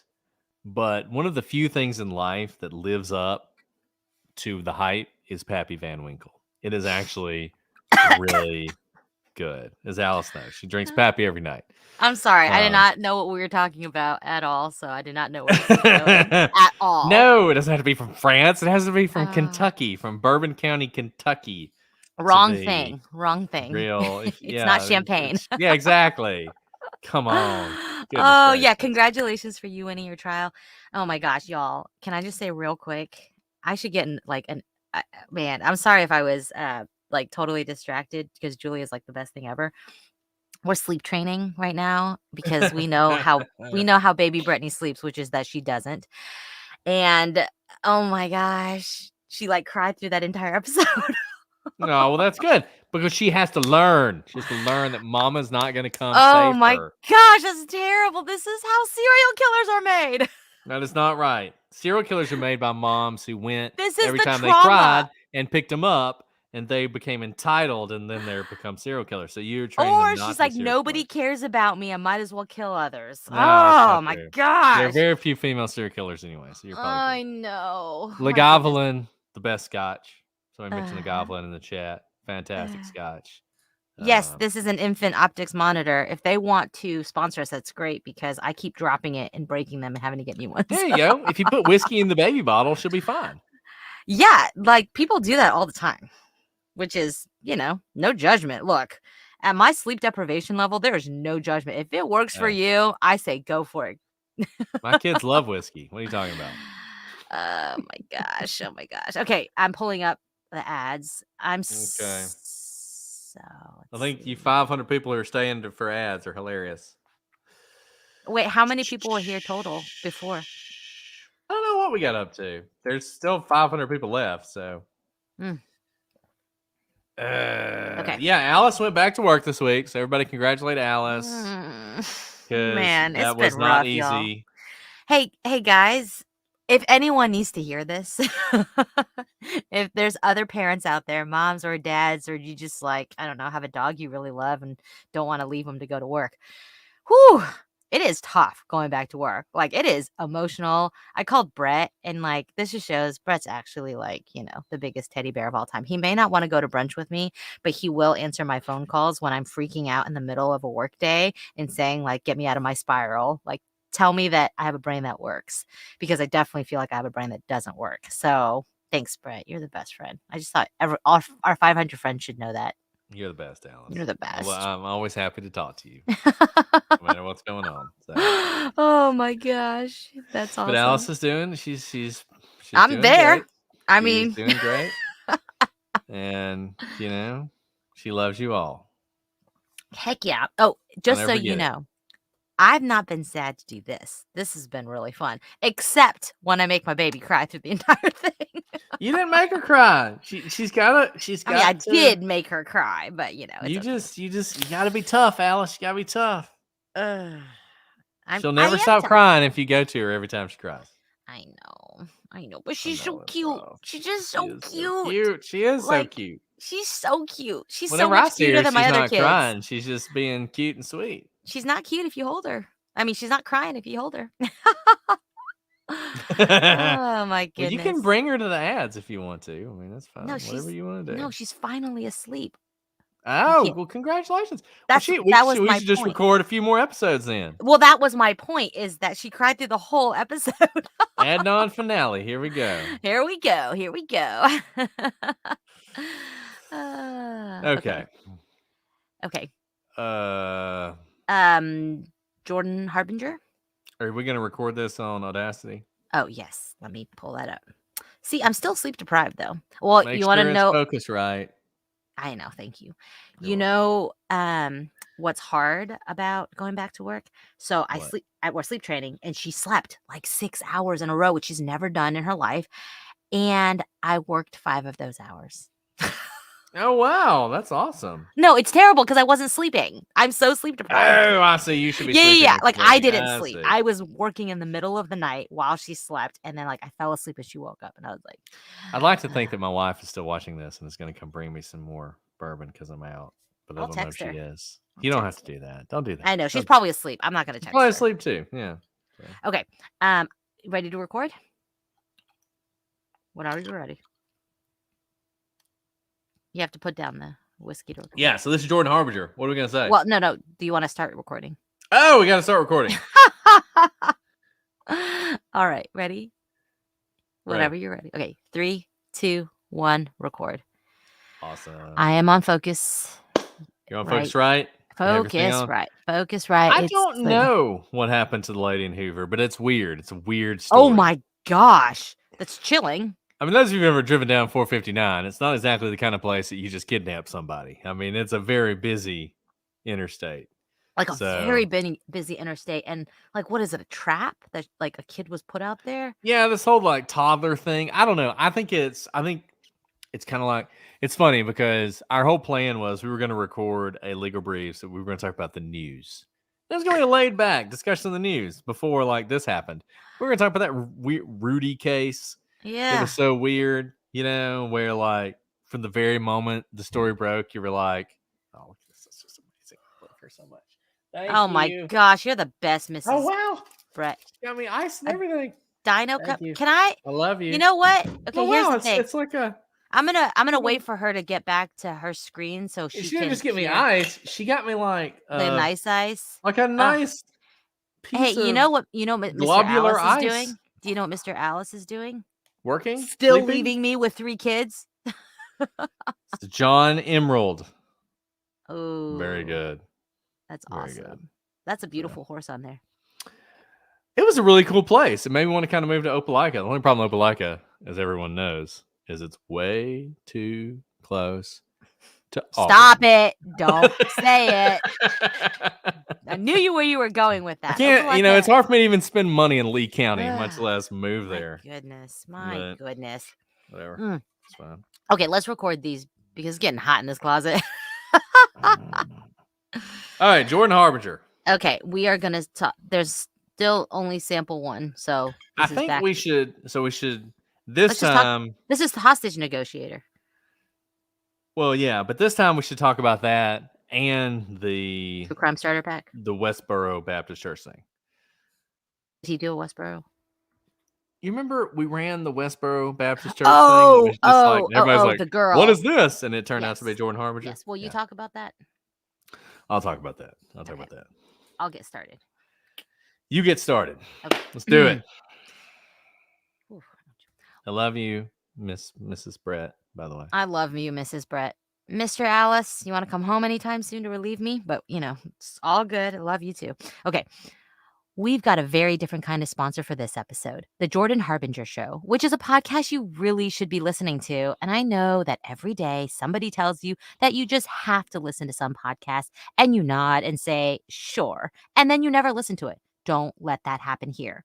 Jordan's show, which Apple named one of its best of 2018, is aimed at making you a better informed, more critical thinker so you can get a sense of how the world actually works and come to your own conclusions about what's happening even inside your own brain. Each episode is a conversation with a different fascinating guest. And when I say there's something for everyone here, I really mean that. In one episode, Jordan talks to a hostage negotiator from the FBI who offers techniques on how to get people to like and trust you, which sounds useful and disturbing at the same time.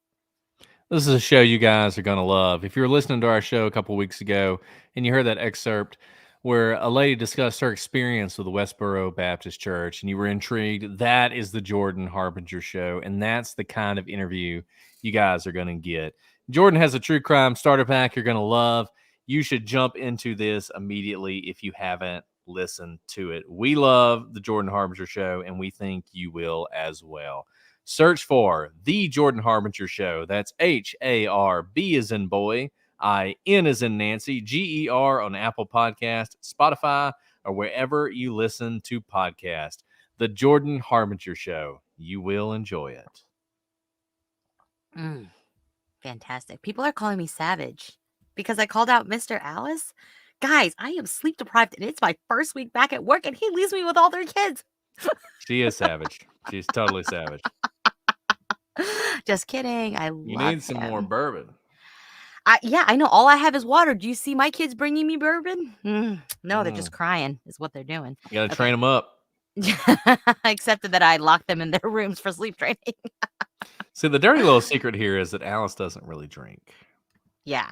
I think people know that by this point. But I eat a lot of cheese and a lot of chocolate.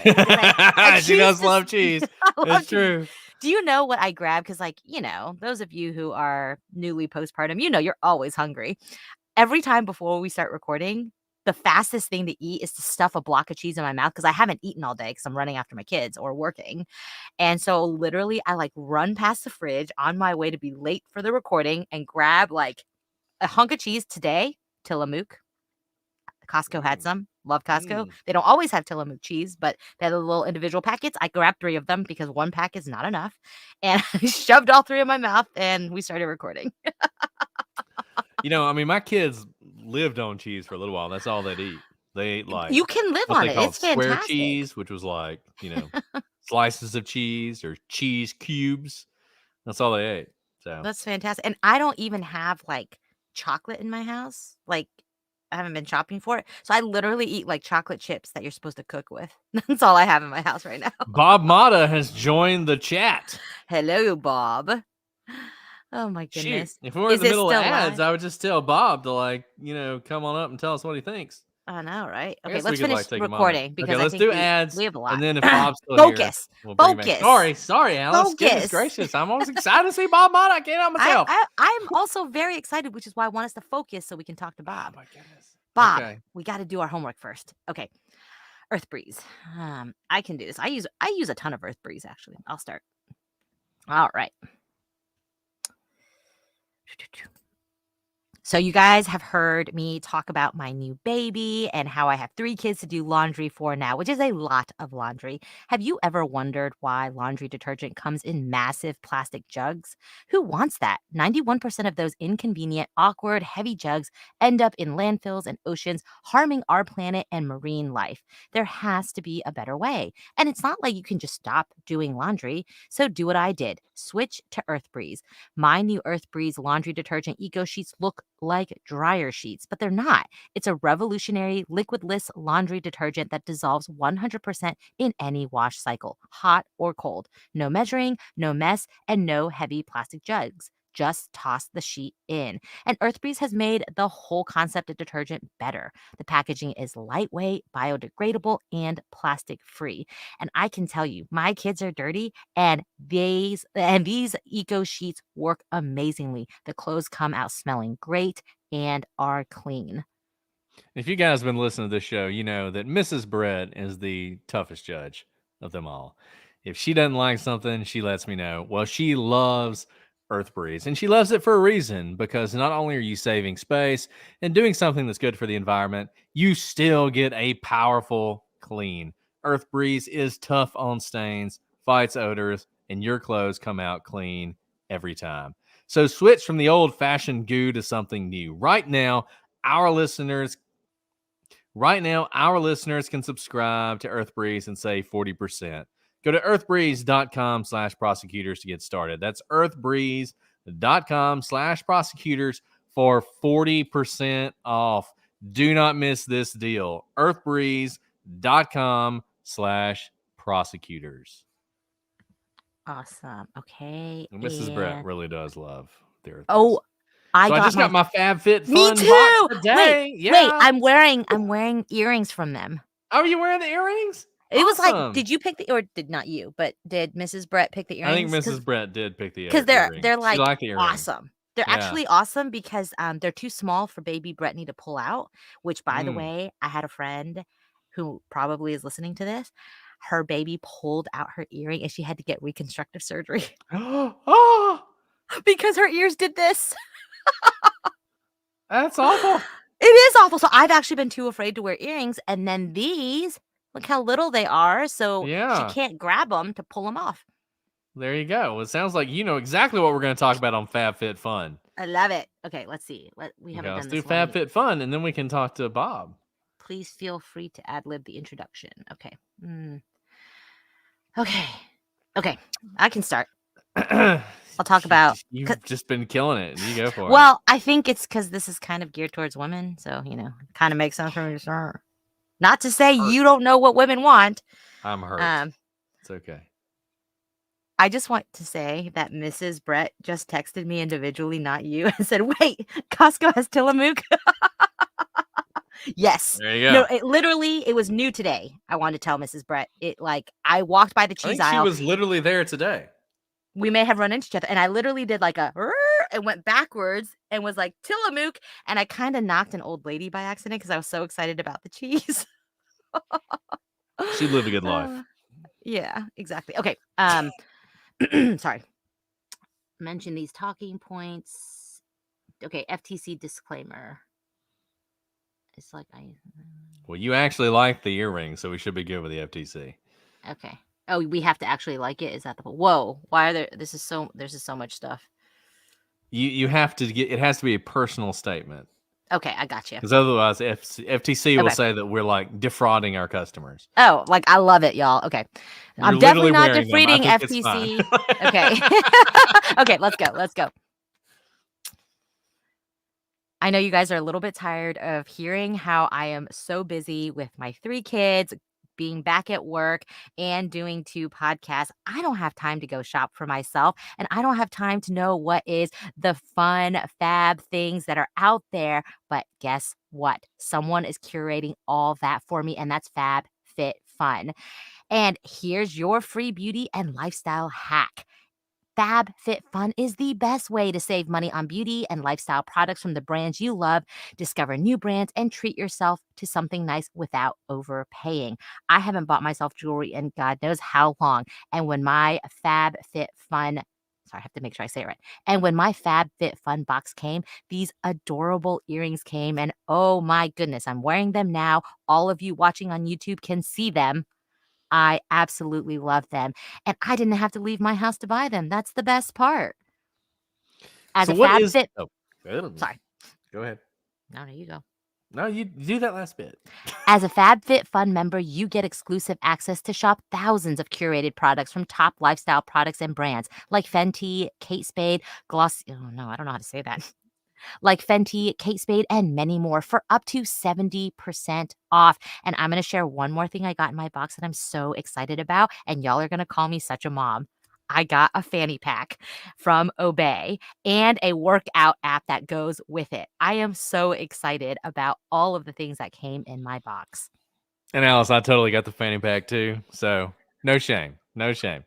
And what is their secret? With over 1 million members, FabFitFun helps brand growth by placing massive orders with big promotions. In exchange, the brands offer up early access, exclusive drops, and steep discounts on the most sought after products. So what are you waiting for? Sign up at fabfitfun.com/prosecute. Customize your box and get access to discounts up to 70% off brands like Fenty, Free People, and Our Place, to name a few. Awesome. Not in love with this season's options? Take the credit to shop their exclusive flash sales of up to 70% and save on the biggest name brands out there. If you join FabFitFun as a new seasonal if you join FabFitFun as a new seasonal member right now, you'll also get 20% off. Do you I don't know need why me to this do is this? so funny. Sorry. Because you got a whole bottle of bourbon. That's why. Well, I haven't drank it yet. Okay, hold on. If you join FabFitFun as a new seasonal member right now, you also get 20% off your. What is wrong? I don't know. Okay. Oh my gosh. Sorry, Jason. Okay, No, let me I'm try going this to do again. this. If you don't do this, I'm going to do it. Okay, I'm gonna do it. I'm gonna give me one more chance. One more chance. This is your last chance. I think it's because there's so much additional copy after this. I know. It just goes on and on. You guys, this is like a 3-page, really intense outline that It's like- it's really funny. This is supposed to be less than a 60-second ad, and it just goes on forever. Anyways, okay. If you join FabFitFun as a new seasonal member right now, you'll also get 20% off your membership. So your first box is only $47.99 for up to a $300 value box each season. But only while supplies last. FabFitFun boxes sell out. Join FabFitFun today and save at fabfitfun.com/prosecute. That's fabfitfun.com/prosecute. You did it. Whoo! So That one was I tough, man. That one man, was tough. I can't tell you. I was like, man, parenting changes you. I was like so excited about my fanny pack. I was like, this is a perfect size for snacks and my phone and my keys. There you go. I mean, I love fanny packs. Okay, I'm Okay, stopping. we're done. Yeah. I know. Let me save this before because that was gold. Let's not lose this. And Jason was worried we didn't have outtakes. We could never not have outtakes. Is this 717? Yeah. 717. Ads. Okay. Whew. Okay. You okay there? Yeah. All right there. I'm all right. How are you? Much Bob joined better yet? There he is. Hey, what's up? What's up, guys? Hey, how's Oh, it hi. going? Crushed that. Yeah, exactly. First time. You were amazing, dude. Hi, little Hello. Bob. This is Hi. my little one, Scarlett, and these are my friends, Brett and Alice. Hi, Scarlett. You have the Hi, coolest Scarlett. name. Wait, I think I'm on twice. How? We Let me only see you once, but are you hearing an echo? It's because, close out your YouTube link. Can you hear that? No, only We you can can't. hear it. Close out your YouTube. Don't. YouTube's 5 seconds delayed. Oh, okay. This is like a Zoolander situation where it's like the All right, hold files on. are in the computer. I'm old. Hold on. I got to figure this out. Scarlett, can you help your dad? Exactly. Uh, Where the heck is the? What are you looking for? Where did I have the YouTube up? is it on Oh, your phone, man. maybe? No, like do you see the? Maybe do a control tab and shift through all your open windows. No, I switched over the computer and had you all All right, up. so that's it. Oh, We did. I trust Scarlett to figure this out. I know. All right. Scarlett, everything rides on you. It really Wait, does. Wait. No, wait, that's look. StreamYard. That's what we're on now. All right, let Then me. exit. You're on it right That's not it. now. No, Oh my Maybe goodness. you- While y'all you are should- figuring that out, I said Tillamook wrong. It's Tillamook. I'm just so exit sorry. out of I'm it. not from Wisconsin. No, Copy go the to- link Oh, wait. and then close out. Maybe Yeah, that's your. it. That is it. That's it. All right, shut that down. Yay, she did it. Yeah, of course she did. What a hero. Baby Bobney. Oh, she's my hero. Wow. The dog's getting jealous. Oh, really. Oh, Well, Bob, what do you think, man? It's been a big day in true crime. Ooh, huge man. day. How about that thing? Scarlett, Man, that was- Scarlett, should you be here for this conversation? I feel like even the dog's excited about this one. Yeah, he gets jealous when Scarlett's hanging Mm. around with me. He's a very jealous guy. That was I gotta something, say- man. I gotta say, Bob, usually you're like, the defense guy, but it seemed like from Twitter you feel like this dude might not have much of a case going Nah, forward. man. Let me put it this way. I'm glad that I'm not defending him. Like that 32 pages read. I mean, like you go from like Richard Allen, and then you graduate to the Koberger thing to this thing, and it's like, man. I mean, they put together a heck of a case. Like on its face, the thing is, shoo. And do They you had a think lot- part of that is the experience? Like, so I mean, think about it. Little nowhere town, Indiana, Yep. doesn't know what they're doing. Indiana State Police have never handled big cases. I mean, honestly, let's be Yep. clear. You go to Washington, it's a little bit bigger, it's a little bit more sophisticated. This dude, New if you York can City. make it in New York, you can make it anywhere, right? Like, I mean, they know what they're doing when it comes to a handling a big case, Yep. and they laid this out. This is how it's supposed to go. Beautifully. It's supposed to be like this. Exactly. And they I did mean, it. man, it was because when the story broke this morning, I like opened my eyes, and Jason Blair, our friend, had he hit me up, he tweeted me, and he's like he tweeted me the Post article. I'm like, oh my God, I can't believe it. So I'm reading that, and it's the Post, so I'm taking everything with a grain of salt. I'm like, has the Times reported on this yet? I'm like, is this legit? And then, so I Googled it and I started seeing everything. And then, people are hitting me up and they're like, they're going, they're doing the presser at 4. I'm like, and then as the day progressed, I started hearing more nuggets, I don't know if it was leaks, but I heard about the phone pings. I heard about the hair and the belt, so it was like, it was really, and then when and then Jason sent me the bond application, man. And I'm like reading through it. I'm like, holy smokes, man. And It you know was what was so powerful. interesting? Like you said, it's an incredibly powerful, tight-knit case, but they were also following him and they weren't finished with the investigation, and they only moved because they were balancing, of course, the risk to society. And just to think how many other investigative bodies would have jumped earlier and how much they already have, and they weren't ready to move yet because they wanted to tie more bodies to him, to have a, Exactly. you know that the investigation to a lot of extent has to be over by the Yeah. time you indict. And so clearly they were balancing, and they wouldn't take, they wouldn't take that risk to people he was potentially meeting up with, that he would start doing what he was, they were investigating him for. And I don't think enough people realize that that is a balance that happens in the investigative stage, Right. when you know who you have, and you even have enough. You have more than, probable cause. You might even have Totally. reasonable doubt, but there's still more you want to do, and you're fighting against the clock to get your case done. And it is like a struggle that the public never sees. And I'm glad it was highlighted in this situation, because it Right. is something that is always on the mind of law enforcement. Yeah, and I mean, look, and they're still going to be digging. Like, I mean, they're still going to be investigating. And their balance was also safety.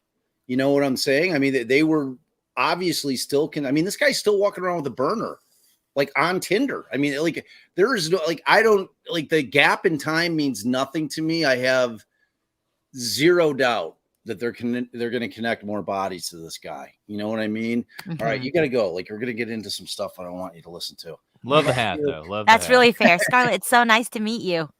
Yeah, so nice to meet you, Scarlett. I'll be down in a bit. We'll watch And Fiverr. this is one of the things you run into when you're a prosecutor. Bob didn't know about any of these like heavy burdens that weigh on our shoulders. But oftentimes, you'll be in the middle of a deep investigation. You'll have wiretaps up. You're like really trying to figure out something. And then all of a sudden, somebody on the wire says they're going to kill somebody. And the whole investigation has to fall apart because we got to go keep them from killing somebody. Exactly. And by that's the what this way, reminded me of. if I'm ever like suspecting that someone's on a wire, I'm just going to threaten to kill someone, because it shuts down the whole wire. Shuts down the whole wire. Like, Yeah. literally, every time I'm like, I'm just going to go effing kill that person. And I'm like, messed up your wire. We got to go pick him up. It's done. Yeah, it was Exactly. like with Garcia, it was the same thing. Like their mandate. So they had basically collected a fair amount of evidence, like the PCA in that case, when I got it, they had built this background. They had this super compelling narrative in terms of this revenge theme that they had kind of built their case around, but they really at that point had a like mere presence type thing. And I'm like, and then when we first got the PCA, like Allison and I, when we got on the case, I'm like, man, they really only have like mere presence at this point. And like, I knew as soon as we got the discovery, because they in that case, they investigated all the way up until trial. Don Klein, the prosecutor, is like, I need you all out there. I want you finding the gun. I want, because like in that case, they didn't have forensics at all, so they were worried in terms of it being wholly circumstantial, but beyond that they just didn't have that thing that juries love, which is that forensic connection, either through DNA or something placing him at either of the scenes. And they were nervous about it the whole way, so in that case, they really just kept going and going and going all the way up until trial. I mean, we were getting discovery like a month before trial, because they still they got like a gun showed up like 2 years into the case that had been found by a trucker on a roadside, so they ended up like, and it obviously matched the type of weapon that was used at the crime. And Anthony Garcia's gun that he had bought, that they knew he had bought from Gander Mountain, had gone missing. You know what I mean? So it's like, they're definitely going to be digging into this guy, and I think that they were seriously concerned that he was going to commit more harm against citizens, and that was what they did with the Garcia. The mandate was like, look, if he heads south, because he was in Illinois and they were tailing him, it was a joint task force, same thing. The feds were on him. They involved the Illinois State Police, because that's where he was. You had Omaha. So they said, if he starts heading south, that we believe that he's heading down to Louisiana to exact revenge on somebody at LSU. Like, so as soon as he made the turn, like heading south, as opposed to going back to Indiana, they pulled him over. They had him traveling too close. He had been drinking, so they arrest him on the DUI. They don't tell him what they arrested for him initially. They just get him into custody. And then they're like, hey, man, yeah, you know, and then 2 cops from Omaha come in while he's in Illinois, and they're like, we need to talk to you about a case that, you know, we're investigating from Omaha, Nebraska. Do you have any idea what we're talking about? And he lawyers up. So, because that was their best chance to ever get a statement from him, and he lawyered up. So, yeah, it's like, man, they have what they've built so far in a relatively short period of time. I mean, you know, I mean, obviously there was that long period where it was cold, and then they decided to dive back into it. But Right. And I mean, what you're this talking has to about is be- the task yeah. force, right? They This started a task task force. force last year because it was Exactly. essentially a cold case and they had nowhere to go. And this is exactly why. I mean, it may sound like an administrative sort of thing when you do task forces, but the reason you do task forces, especially in large like law enforcement bodies, is to redirect attention and resources, right? We're all strapped for resources. When you have a task force, you get money allocated to that. You get eyes on it. Otherwise, your Exactly. agents get pulled away. Exactly. And like whatever break they got in this case, they've been on it. They've been diligent. And some of you have kind of asked, you know, the press conference revealed a lot of information. Here's the thing. They also know how to do press conferences here. And yes, maybe there's more, not maybe, there is absolutely more information, but there isn't a harm in sharing information in the right way when you have correct people at the helm who know how to do media, right? The Right. problem with sharing poor information is being a bad communicator, so you're misunderstood, and then not knowing how to handle follow-up questions because then you bungle Right. whatever you're getting out. And so, like Brett said, it's not a joke. These are very sophisticated people who are investigating and prosecuting this case. They've done this before. This is not their first rodeo, and they've all had media training, and that matters. So, you know, it doesn't surprise me that so much information came out because this was a cold case that probably got resources thrown at it when it became a task force. And so there is absolutely an interest in this case, and they are confident that they have the right person. They're not afraid of any more harm that he's doing. So they're fine sharing information because these Right. murders are so old. Right. But, you know, I'd love to hear your thoughts on that, Bob, as well, Like, in terms of I task forces. I thought it was an amazing press conference in the sense that, you know, they were all congratulatory to each other because they realized how capable they were in terms of being able to work together. Because you guys know, sometimes law enforcement, different agencies won't play well together. You know, I mean, there's that competitive balance where, you know, sometimes that'll interfere with them in terms of being able to say, hey, this is what we got, you know, because everyone wants to be able to take credit for the collar. And that just wasn't the case here. This was like a true joint task force where obviously anytime the feds are involved, the feds are going to be running the game for the most part, you know, but like everybody had a hand in it. And the thing that I liked about it is because we were trending, you know, especially when the Allen thing hit and they had sealed the PCA, which, you know, like I'm like, man, like constitutionally speaking, I don't know why they're doing that. And Brett and I had talked about that, Alice. I think you were out on maternity at that point. I don't know if you had just had Brittany, but like you weren't there. And like we were talking about it and we were like, man, like there's got to be something in there. And then when it dropped, we're like, where is it? Like, where's the thing? And then we see the same thing that's going on in Idaho 4, where there's kind of a lack of transparency because of this fear of what's going on with social media. And I think maybe the fact that it all took us by giant surprise because they were masterful in not letting anything slip. They kept this thing as tight-lipped as you can possibly keep a case without any of us having any idea and no leaks. So there was no buzz about an arrest happening. You know what I'm saying? Like, building up to the Idaho 4, I mean, just think back to what that was. It was like a nightmare. You know, I mean, just the social media and the Reddit and like everything was so insanely speculative and people pointing fingers at innocent people and just coming up with theories based on nothing. You know, like we had nothing at that point. Like, and I think that scared them into this kind of veil of secrecy where they're shielding us from everything that's going on in that case. And like you said, Alice, you nailed it. Like with this, you're dealing with just pros. You're not going to have some Moscow cop coming out and saying that we think the public is safe and because we think it was a targeted attack. You know, like without them knowing whether or not that was true and just blurting that out. Like these guys knew exactly what they were doing. They knew exactly what they were putting out there. So I was super impressed with it. And yeah, like this is exactly how it's supposed to be done. When you get something like that, like if I'm defense counsel and I'm getting that thing, I'm like, man. I mean, with that, Bob, everyone wants to know. So let's say he's your client, and this is, I mean, it is trending on Twitter. It is crazy. He says today, of course, not surprising, I didn't do it. He cries. He, what have you. What is your strategy in talking to your client on this first day when you didn't, no one knew this was happening? Exactly. Well, as soon as we get the bulk of, obviously the first appearance, like if when I'm doing some kind of presser, I'm going to say, my client maintains his innocence, state's got a heavy burden, all the things that you say.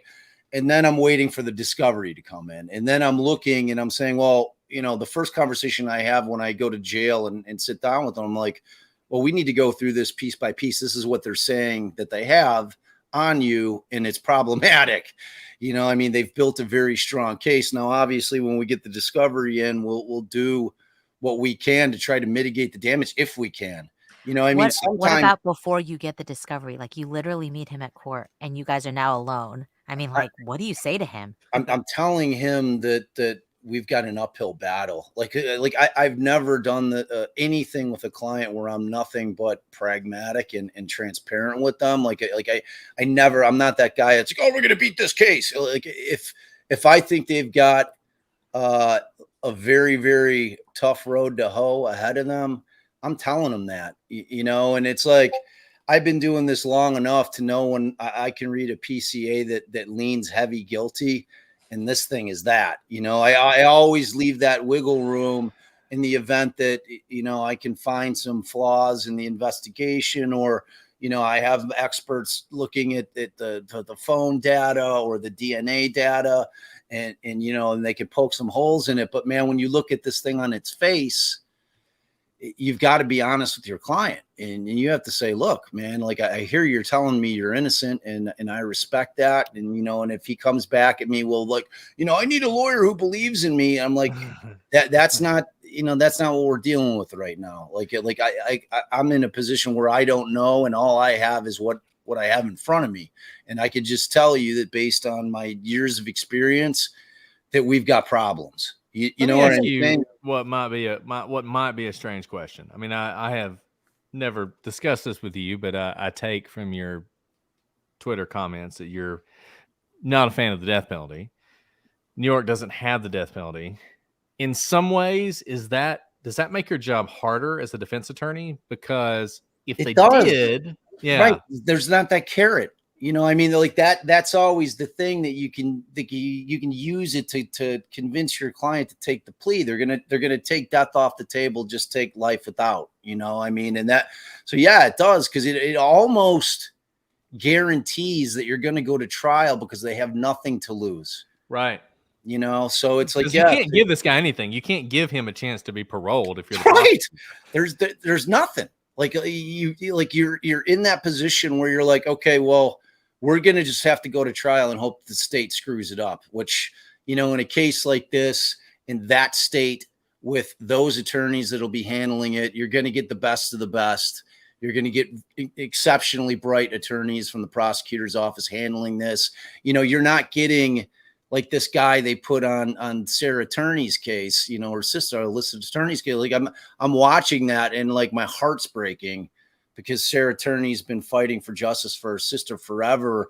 And when I'm watching it, I'm watching a prosecutor that looks to me as if he was the one who drew the short stick, because that was a case where they don't have a ton of evidence at all. It's a tough case. It's really a story that you're selling more than anything of evidentiary value, and it's like, no prosecutor, and I'm sure you guys will attest, when you kind of get a dog case in there on its face, but you want to try to get justice for this victim, but that you just don't have a strong case. No prosecutors like dying to get this case to go in and get their ass handed to them because of the weakness of the case. You know what I'm saying? And like, I get that feeling with that. This case is not that, whoever that top dog is, in the prosecutor's office, they're all over this thing, and this is Right. going to be their baby, you know. And part of what you were saying earlier, Bob, they're pros at this because the feds and the locals in New York work together all the time. Right. And we see that too in our the jurisdictions we work in. The more sophisticated jurisdictions, really the larger Yep. jurisdictions, work with the feds all the time. And so you actually have a lot of trusted relationship because you work with them on multiple cases, unlike if you're dropping into some flyover country and the FBI don't know any of the locals. They don't know who to call to, like, man, you got to do this right. Whereas there are a lot of personal relationships and a lot of people who have been in those positions for a long time. Yep. And so you have the institutional knowledge. This isn't going to be their first serial killer. This No. isn't going to be their first rodeo by far. For sure. And that makes a huge difference when you have the different jurisdictions not only not have turf war, but have already established good working relationships from decades of working together. Yep, absolutely. And that's exactly right. I mean, that's like, like when Alice and I were young lawyers and we tried, we had done something in the Southern District and it was a civil case, and it was at that point that we realized like that the difference in the intelligence level of state court judges and federal court judges, and also in terms of AUSAs and state prosecutors. It's like you're just dealing with like a different level of intelligence in terms of who they are recruiting to come into those offices. And like when you're dealing with New York State and when you're dealing with like Manhattan or the boroughs or New York City, I mean, you're getting the cream of the crop. I mean, like that's the big time. Like if you want to try cases in the the most prolific city in the world, that's where you go, and so you're always, it's just going to be a completely different experience. And like I'm so happy because like I'm always at war with Coffin Daffer on Twitter. I'm like, and it's like when this, like the first, like, how bad it is with me and her. Like when the first thing I thought is like, oh my God, I'm like, this is finally going to get her off of Idaho 4. And then I thought the same thing. Yeah. And I'm like, oh man. And then when I see the PCA, or what will be the PCA, because I mean, it was really an application for bond, but like this was just for bond, right? Like that's going to be the heart of the PCA, and it was well written. Like we read a lot of the beautiful. documents from the other jurisdictions, and I'm like, man. can you even string sentences together? And like graphics and everything. Like totally maps. Again, for a bond filing, it was unbelievable. Phenomenal. And it was because like when I was going through the Idaho 4 thing, I'm like, and I pull up a map and I'm like, wait, I'm like, they're talking about King Street, like Queen Street goes east and west, and I'm like, I mean, they had like typos and stuff in there, and like I know in a case like that, they're typically, the cops are obviously supplying the information, but you're typically going to have a prosecutor drafting that, because they understand the law. You know what I'm saying? I mean, this isn't like a smaller case where you can just have a cop come in and write out on a small burglary. Like on a major case like this, they're going to have the prosecutors never going to let anything go out without them either writing it or making sure that it was written properly and making whatever changes they have to make. So, and This thing was like a masterpiece, like you're reading it and the thing is just like, I mean, they laid it out. It was like talking about the victims. It was like reading a short novella. You know what I mean? It's like if you didn't know anything about that case going in, after reading that 32 pages, you knew everything that you needed to know in terms of like the victims and when everything went down. Like they just give the history of the case, and then they dove into the meat of it. And man, it's powerful. I mean, and Brett, like that question, so on point. Like, what are they going to do? Like this, like, I don't know. I mean, the guy's living in kind of a shanty. like I saw the pictures of the house. I'm like, this guy's an architect. What is happening? I mean, does it go to his I was wondering the same thing, if it went to his mindset. Apparently it's like his childhood home or whatever. And he has other properties. Okay. Yeah, he apparently has other properties, but he's living like in his mom's home.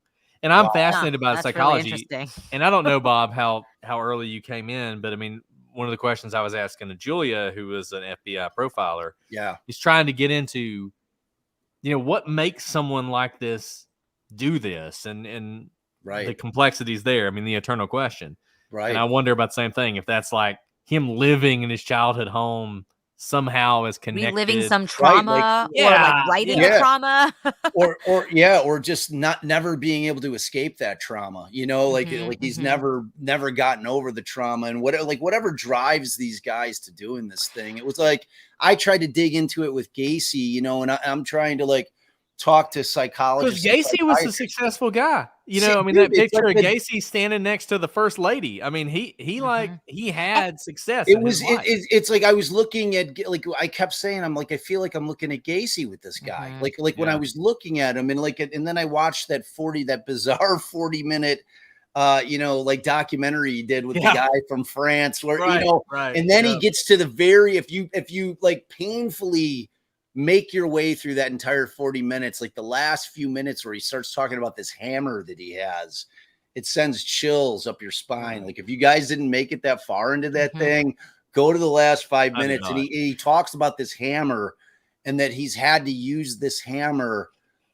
to handle things. Like, dude, it's so like in retrospect, what we know now, and looking at that and hearing what he's saying, check it out, man. Well, like, here's what's so interesting about that, because, you know, one thing that Julia said, you know, in her profiling experience, she said that he wants to portray success, and he does his, like, even the way he looks, but then the house is like the opposite of portraying not even success, but like respectable, right? You know, you clearly stand out there. People are supposed to trick or treat there, as you know, just little things like that. Where, you know, I don't have like the nicest lawn at all, but like I try to at least make it look. It doesn't look like a wild prairie.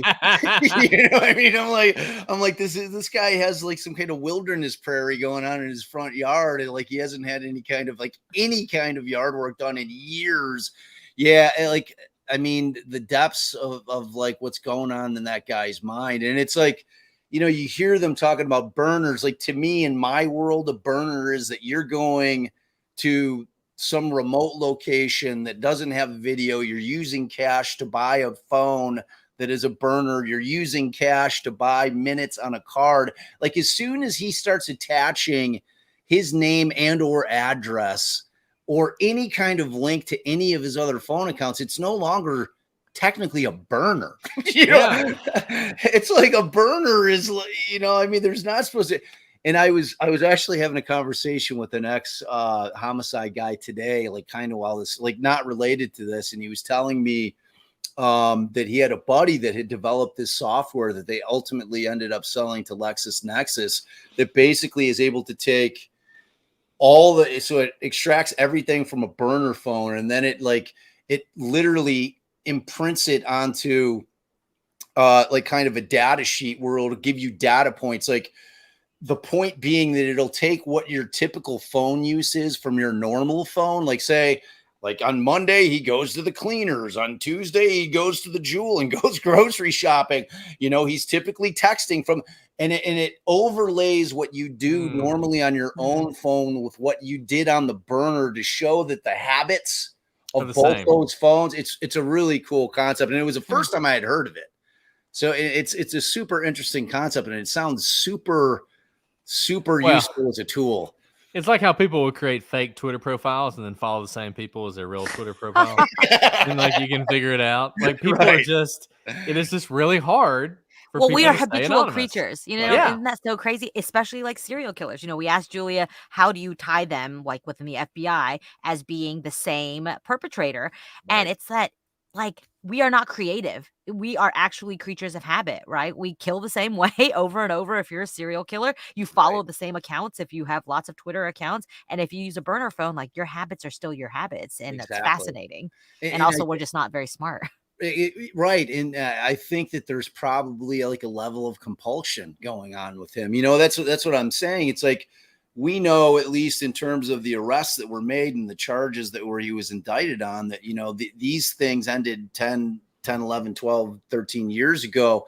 Like, that's like, if there's a compulsion, which when I find out that he's got a burner now and is still on Tinder, which is how he was procuring his victims, that tells me all I need to know. Like, and that tells law enforcement all they need to know, that the search is on. You know what I mean? And they're going to have more access, obviously, because at this point, like that's You the part trying of to the use investigation. that? You What? trying to use the fact that like he's still on Tinder, he's still going, going to get to prostitutes. He's been doing this for 10 years. He hadn't murdered anybody. That That like we somehow know they of. got it wrong. You know what I mean? Yeah, that we know of. That somehow Right. they got it wrong. Like, yes, he likes to engage sex workers. He's been doing that for a long time. But somehow you've just, you've messed this up, because if he were this person, he would have been murdering people for the last 15 years, and he I'm hasn't not been. touching that with a 50-foot pole, because I think that guy has been active the whole time. And what I think is going to happen is I think that they're going to now that they have access, because at this point they've got the search warrants. They are scouring everything, and like every device the guy had, every property that he has access to, his vehicles.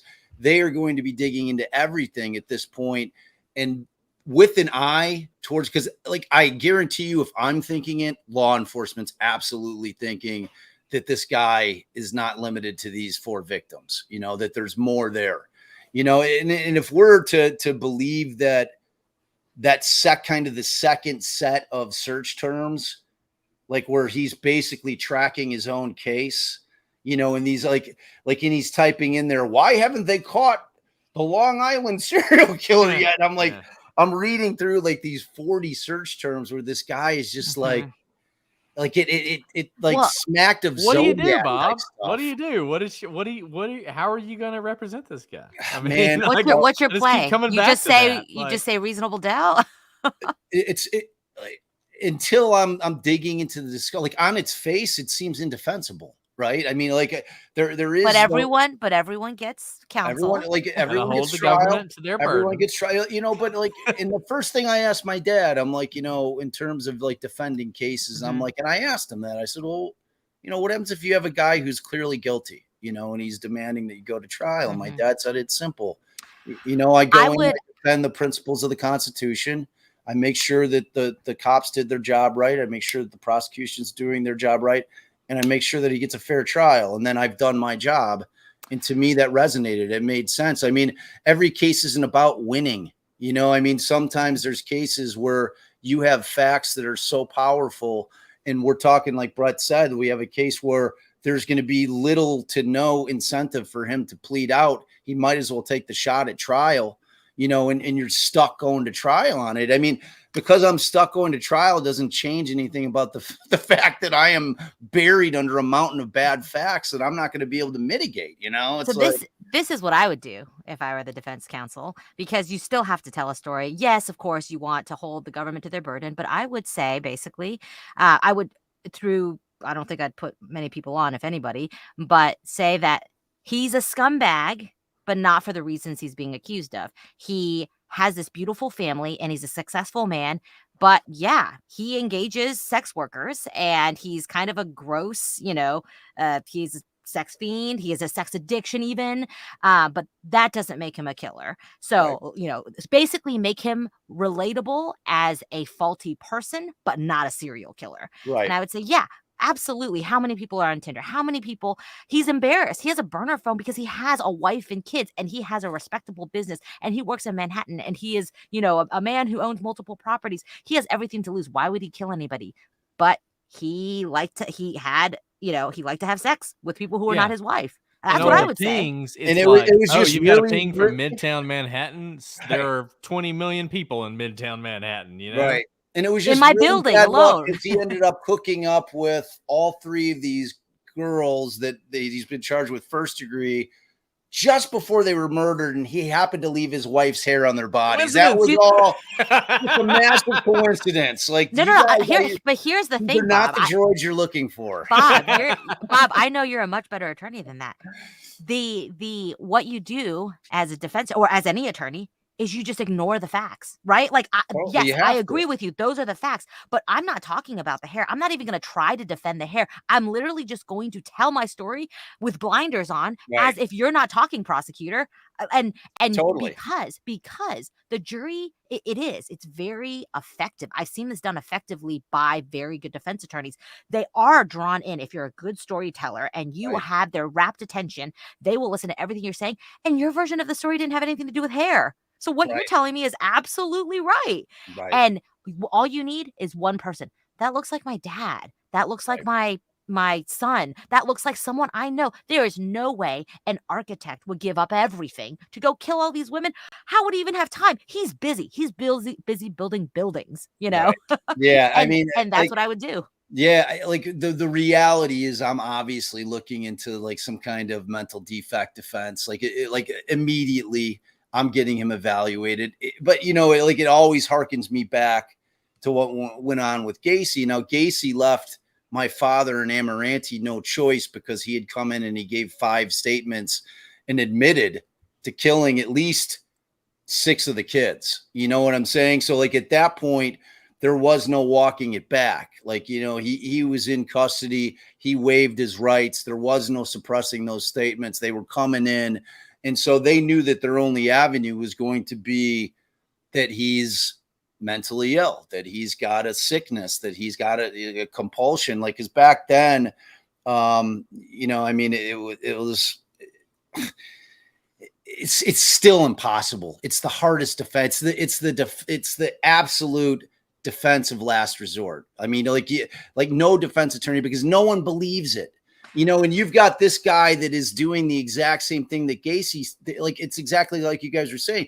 Gacy on his face, the guy was a Democratic precinct captain. He was making, like, in today's money, $500,000 a year as a contractor. Everyone loved him. Like on its face, there's no way that anyone was thinking this guy was a serial killer. And to try to get a jury to believe that he can do that during the day and turn into this monster at night is an impossible task. And you're dealing with the exact same thing with this guy. And it's going to be, but I mean, in all honesty, that's where I'm going. Like, instead of like just kind of avoiding the bad facts and just ignoring them and telling my narrative and saying, look, there's an easy explanation for all of these things, because if you have But a capable prosecutor, though, they're going to drive home those points. Because people may not realize this. Just because facts are overwhelming, and honestly, guys, a lot of cases are like this, where the facts are overwhelming, they still go to trial because he has nothing to lose. In this case, he has nothing to lose whatsoever. Right. Exactly. And so, and I want to ask a question about this. I want to ask a question about this. Do you think, Bob, as a defense attorney, if you have a defendant who you believe is guilty and you think the evidence shows they're guilty, and maybe even the defendant's willing to say they're guilty, and you're in a situation like this one where if they're convicted, they get life without parole. If they plead guilty, they get life without parole. Right. Do you feel sort of a moral or an ethical obligation to say, do not plead guilty, let's go to trial, roll the dice? Do you think it's almost unethical as a defense attorney to tell them to plead guilty if they have nothing to gain from it? Does that make sense? Yeah, it totally makes sense. And it's a legit question, but what I'm telling him is basically we've got nothing to lose, because that's the truth of it. From a selfish perspective, I know I'm going in there with no chance to win it, but I'm also like, I'm having to have that conversation with him because ultimately that's his decision whether or not we go to trial. It's not mine. It's like he gets to make that call. Like, that's not one of the things that I get to decide. That's strictly in the purview of the defendant, and he's going to ask me that same thing. He's going to say, well, like, what do I have to lose? And my answer is going to have to be nothing. I mean, like, either way, you're not going to have a trial tax because they can't. You're not getting an offer less than life without the possibility of parole. So like, and if you're found guilty, that's the only thing that they can give you. Mm-hmm. So, I mean, from that perspective, I'm going to do whatever my client tells me to do. And that's very nice That's very nice of you to say, but to answer your question, Brett, it's interesting when you say, is it unethical to tell them to do anything but go to trial? But then obviously, because Bob, you do something that we don't have to do.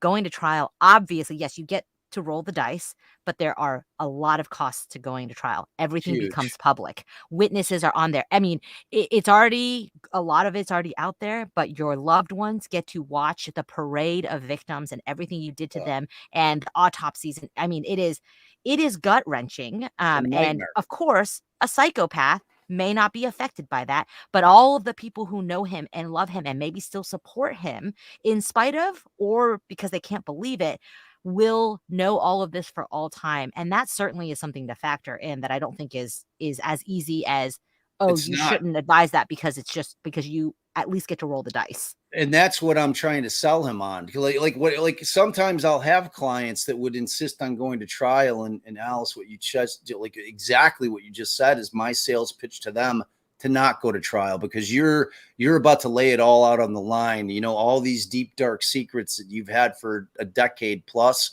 are about to become public knowledge if we go to trial.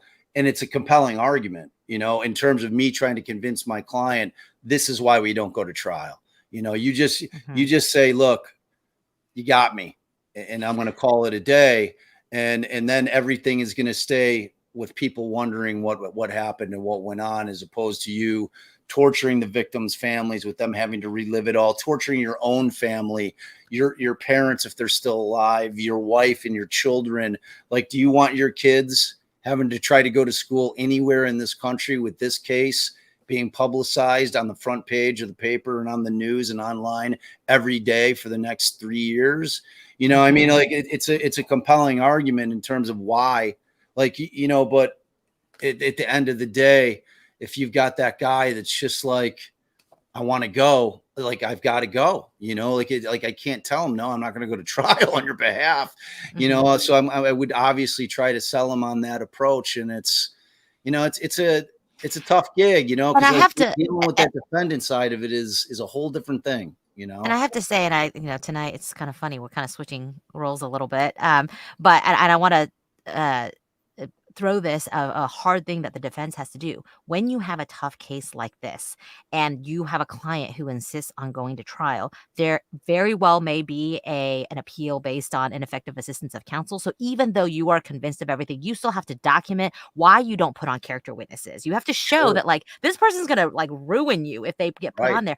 And so you actually still have a ton of work in a case like this where it seems like a slam dunk for the prosecution if your client wants to go to trial, because you actually have to document and do Everything. just as much investigation as if you thought you had a chance Exactly. of I winning am preparing because that of ineffective assistance of counsel. exactly. I'm preparing that case as if I'm going to win it. I'm prepared. Like, the difference in my preparation is the exact same as any case that I try, no matter what. Like, I never go into a case assuming I'm going to win or lose, no matter how strong the facts are. Like, I have to prepare the case because I have to go in there and do my job properly in order to avoid that. Because, like, the only way we get justice for the victims is, number one, making sure that we got the right guy, and number two, making sure that he got a fair trial so that we're not having to do it again. For the purposes of the victims' families, having to go through that twice is just unthinkable to me.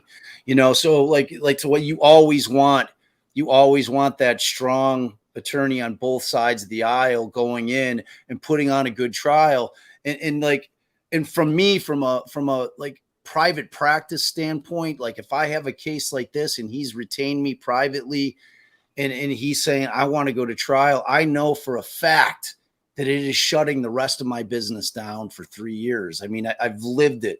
Like, when I was doing like Garcia case, it was all encompassing. I couldn't work on anything else. I mean, fortunately, we had 2 young attorneys, but I have then a stable of clients that are saying, who the hell are these 2 young guys? I hired you guys. You know what I'm saying? And like, new business, I'm not in a position to keep signing new clients coming in because I know that I'm not going to have the time to do it. I mean, and my dad told me, like, when we took Garcia's, like, it's a practice killer. Your practice is going to be shut down for 3 years, and it really was. It's like, for like, the cost benefit analysis in terms of like what we made on that case is like, I made like $4 an hour, because like, I'm traveling to Omaha, I had to move there. And it was just, it was that type of case where it spanned 13 years, 5 years in between 2 double homicides. And it was a massive, massive case and it had everything. It had DNA, it had data. So like just trying to get our experts lined up and trying to pour through everything. It's like, it's a massive thing. And it's like you said, Alice, there is no, you just don't slide in there hoping to just kind of like go through the motions, you know? And like we've answered this question before, Bob, but let's just shut it down yet again. People have asked, why don't you just throw the case as the defense attorney and get the conviction appealed? No way. You just don't, that's number one. It's unethical. It's unethical. It's like, I would never, ever do that. You could lose your bar license doing something like that. Exactly. And you should, if you even contemplate it. Like if that's something that you would contemplate, you have no business being an attorney at all, So like, as far as that goes, that's not even an option for anybody who's a good, competent, ethical attorney. That's not even something you could do. It's I'll always see that during trials. Are they throwing? And I'm like, no, they're just bad lawyers. And I'm like, they're not intentionally throwing the case. It's they're not just like bad the lawyers. appellate court's stupid or something, and they're going to somehow like overturn the conviction because of that. Worst case for everybody is you get remanded for a new trial and there's double the resources. I mean, like the facts aren't going to change. It's still going to be a trial at some point, and you're wasting everybody's resources. Yeah, and time, and you're putting the victim's family through the nightmare again. You know what I mean? Like that's always where it lands for me is like, like I said, I mean, at the end of the day, when I have bad facts like that, I'm going to go in. I'm obviously going to do my due diligence. I'm going to hire my experts if my client can afford to hire them, or I'm going to go to the county and say, well, you give me a few bucks to get some experts on board so I can have them. I want to vet him mentally. I want him to be evaluated, and I'm going to hire the experts if I can find somebody to do anything with the phone data, and I'm going to hire somebody to see if they can do anything with the DNA. And they're going to come back and they're going to tell me, well, it's tough. It's like, it's one of those things where like you're hiring an expert and they know what you're hiring them for, and it's like, and if they're ethical, they're not going to go to a place that they're not willing to go in terms of saying something that they can't say with some kind of medical certainty or scientific certainty. Like I've never had an expert where I've found like that was just some scumbag who's like, yeah, I'll say whatever you want. It's like people that are good at their trade and take pride in what they do for a living just aren't going to do that.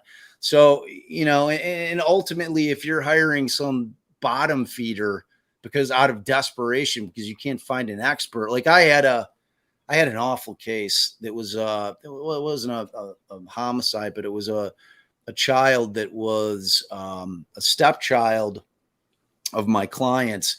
Kid was like 3 years old. He was young, and my client was arrested saying that he had taken his stepson's hand with his hand, and he had held his son's hand over a burner on the stove, and he had this like burn here, right? So, and my client's story was that no, he was jumping. Oh no, I'm sorry. It was on the top of his hand. Okay. And it was a perfect circle.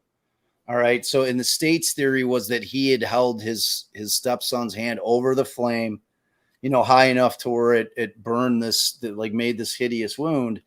And my client said, I would never do that. And this guy was had a master's in engineering, had served in the military, was for all intents and purposes, I was having a really hard time seeing this guy as the kind of person that would do that to a young boy like that. It was because it's unfathomable. I have 4 kids, and I could the concept of even doing that is so foreign to me that it's hard for me to grasp that somebody could do that to a kid. And I'm like, all right, so you're telling me you didn't do this. Tell me what happened. So he's like, I had gotten home. He had gotten in trouble in school, but he's laying this kind of groundwork with me that this little boy was lying all the time in school, that he was prone to telling tall tales, and that it was established that I'm going to get the school records, and I'm going to see that this kid was always telling fibs and big fibs. Oh yeah, somebody touched my wee, and this where they would get investigated and they'd find that it was not founded or unfounded. And so his story was that that the boy was jumping out, that the door to the minivan opened, and they was picking him up from daycare, and the kid jumps out because he likes to play Superman every time he's going to jump out of the van, and that he was holding a hand of his backpack, the straps of his backpack, and he hits and he tumbles, and that he scraped his hand. So he was saying it was like a friction burn because it looked like the skin had peeled away. So the point of this story is I spent 7 months sending pictures and the evidence that I had, trying to find a doctor, an expert. And I wouldn't tell him anything about the case. I'm going to but like, that's so good, Bob, for you to show that like something like that, you have to, pound the pavement to get all of the best experts. And I'm just going to put this out there in case we forget. Should we go ahead and pretend like this is a new episode and do an intro and an outro, Brett? I'm serious. It's been long enough. Well, the point of the story was that I couldn't find a doctor. Yeah. Every doctor that looked at those pictures, like, it's a burn. they would like it's clearly a burn, and I'm like, wait, could it be like a friction burn that he got? He's like, no. He's like, that's clearly a burn. So I'm like, I end up finding like a wound guy who had no CV to speak of. Like, this is after 6 months of me diligently searching for anybody that had some street cred, that had like a suitable CV where I'm going to be able to put them on and they're going to be able to withstand like a cross-examination by the prosecution, where they're kind of digging into him and saying, is this guy a quack? Is this guy just like a hired gun who's going to say what, you know what I mean? So like, it's tough. It's tough out there. Like, yeah. So it's, I do not admire whoever's going to, because like, I'm assuming the guy has some assets. I'm assuming he's going to hire somebody, and I'm curious to see who it's going to be. It's going to be tough. It's going to be tough. It's going to be really tough. It's going to be so Alice and I are going to do this like intro outro thing. But before we do that, I want to shift gears just a little bit. And I won't spend another hour on it, but I am curious about your thoughts. All right. Let's say that you had a client who was accused of a double murder, and he has confessed 4 or 5 times to his wife and his mother. What do you do in that circumstance? I mean, like, I was sitting in that courtroom for that. I was like, and when it came up, I'm like, holy shit. I'm like, well, like, we're about to hear what this guy confessed to. So it's kind of like Alice and I, like, we discussed it in our episode. I mean, the first thing that I'm doing is they have the benefit of listening to what was said. All right. So we have McClelland like in court saying like that he said the words, I killed those 2 girls. And then I've got Rosie over there acknowledging it. Like there was no, like, so Rose, I know that it happened. All I'm caring about at that point is the context. So like, say for instance, if the lead into that sentence, to that phrase was, well, they said that I'd go home if I just admitted to killing girls. So, okay, I killed the 2 girls. Can I go home now? You know what I mean? Like there's a lot of things that could have happened with that statement. None of us will know until we hear them in full. Because like, I'm very pessimistic about the defense and what their strategy has been. And I've put it out there, and Allison, and I wasn't even devil advocating that. That was me, how I genuinely felt, that I found it extremely convenient that 10 days earlier that Baldwin's out there at the prison and goes to great lengths in the motion that they file to talk about how absolutely normal his client was, that he was thinking properly. I came in with good news about his case and he was accepting it. He was excited about the possibilities. And then all of a sudden, 10 days later, he's on a phone with the person he trusts more in the world. No one in the world does he trust more than his wife. And he's making these admissions. And then Tracy's getting off the phone, or Kathy's getting off the phone, and she's calling him. It's Kathy, right? I always mix it. I think it's Kathy is his wife's name. She's calling Baldwin or Rosie and saying, oh my God, he's on, like, I had to hang up on him. He's confessing to me on a recorded jail line. Cause like, if Rosie's anything like me, I tell my clients, hey, make sure that when you're on the phone with your loved ones or your friends, you're not talking about your case because they're recording everything. And if you make confessions, they're going to know about it. So I just like, so they're in the car the next day. So they're out there making the drive. They're out there on the 4th. The phone call happens on the 3rd. They're out there on the 4th, and the motion gets filed on the 5th. And in that motion, like I was telling Allison, I'm like, why in the world would they admit in a pleading that their guy was normal just 10 days earlier? Because you know what Judge Gull is going to say when they try to have their psychiatrist or psychologist come up there and say, oh yeah, well, in that 10 days, the schism that happened, she's going to find the fact that they absolutely talked about how normal and how well adjusted their client was just 10 days earlier, that she's not going to buy anything that they're saying. And it's going to seem that it was out of convenience. Like when we knew that there was something wrong with Garcia early on, we challenged his competency immediately, like within the first 3 months. And one of the reasons I did it was to get him out of his confinement, because he was in the same situation 23 hours a day will take a toll on you mentally. That's just factual. I don't think that any of the things that were going on that Baldwin and Rosie put in that motion in terms of like the torture and the prisoner of war, that was all bullshit. Like, I think he's being treated the exact same way that everybody in the A pod is being treated. And he just happens to be in the pod that is with the convicted murderers and rapists. It's the max pod in a max prison, Right. So he's getting the same food, the same clothes, same privileges as everybody else in that pod, and they're watching him 24/7. You know what I'm saying? They got him on lock. They had the companion program where it's either a cop or a fellow inmate that's standing out there. They have them under. Do I think that they're messing with them? Yeah. I mean, like, that's part and parcel of when you're a high profile defendant in a case. People are going to mess with you. The inmates are going to mess with you mentally. The guards are going to mess with it. It's just part of the thing. Do I like it? No. But is there any way to change it? No. It's been going on since there have been jails, and it's going to continue to go on. But as far as him sleeping on the floor, like, he's choosing not to eat. He's eating the documents and wetting them down. No one's forcing him to do that. So, I mean, the answer to your question is I'm obviously going to try to have him evaluated. I'm going in knowing that if I can't do anything with this, that they're going to stick.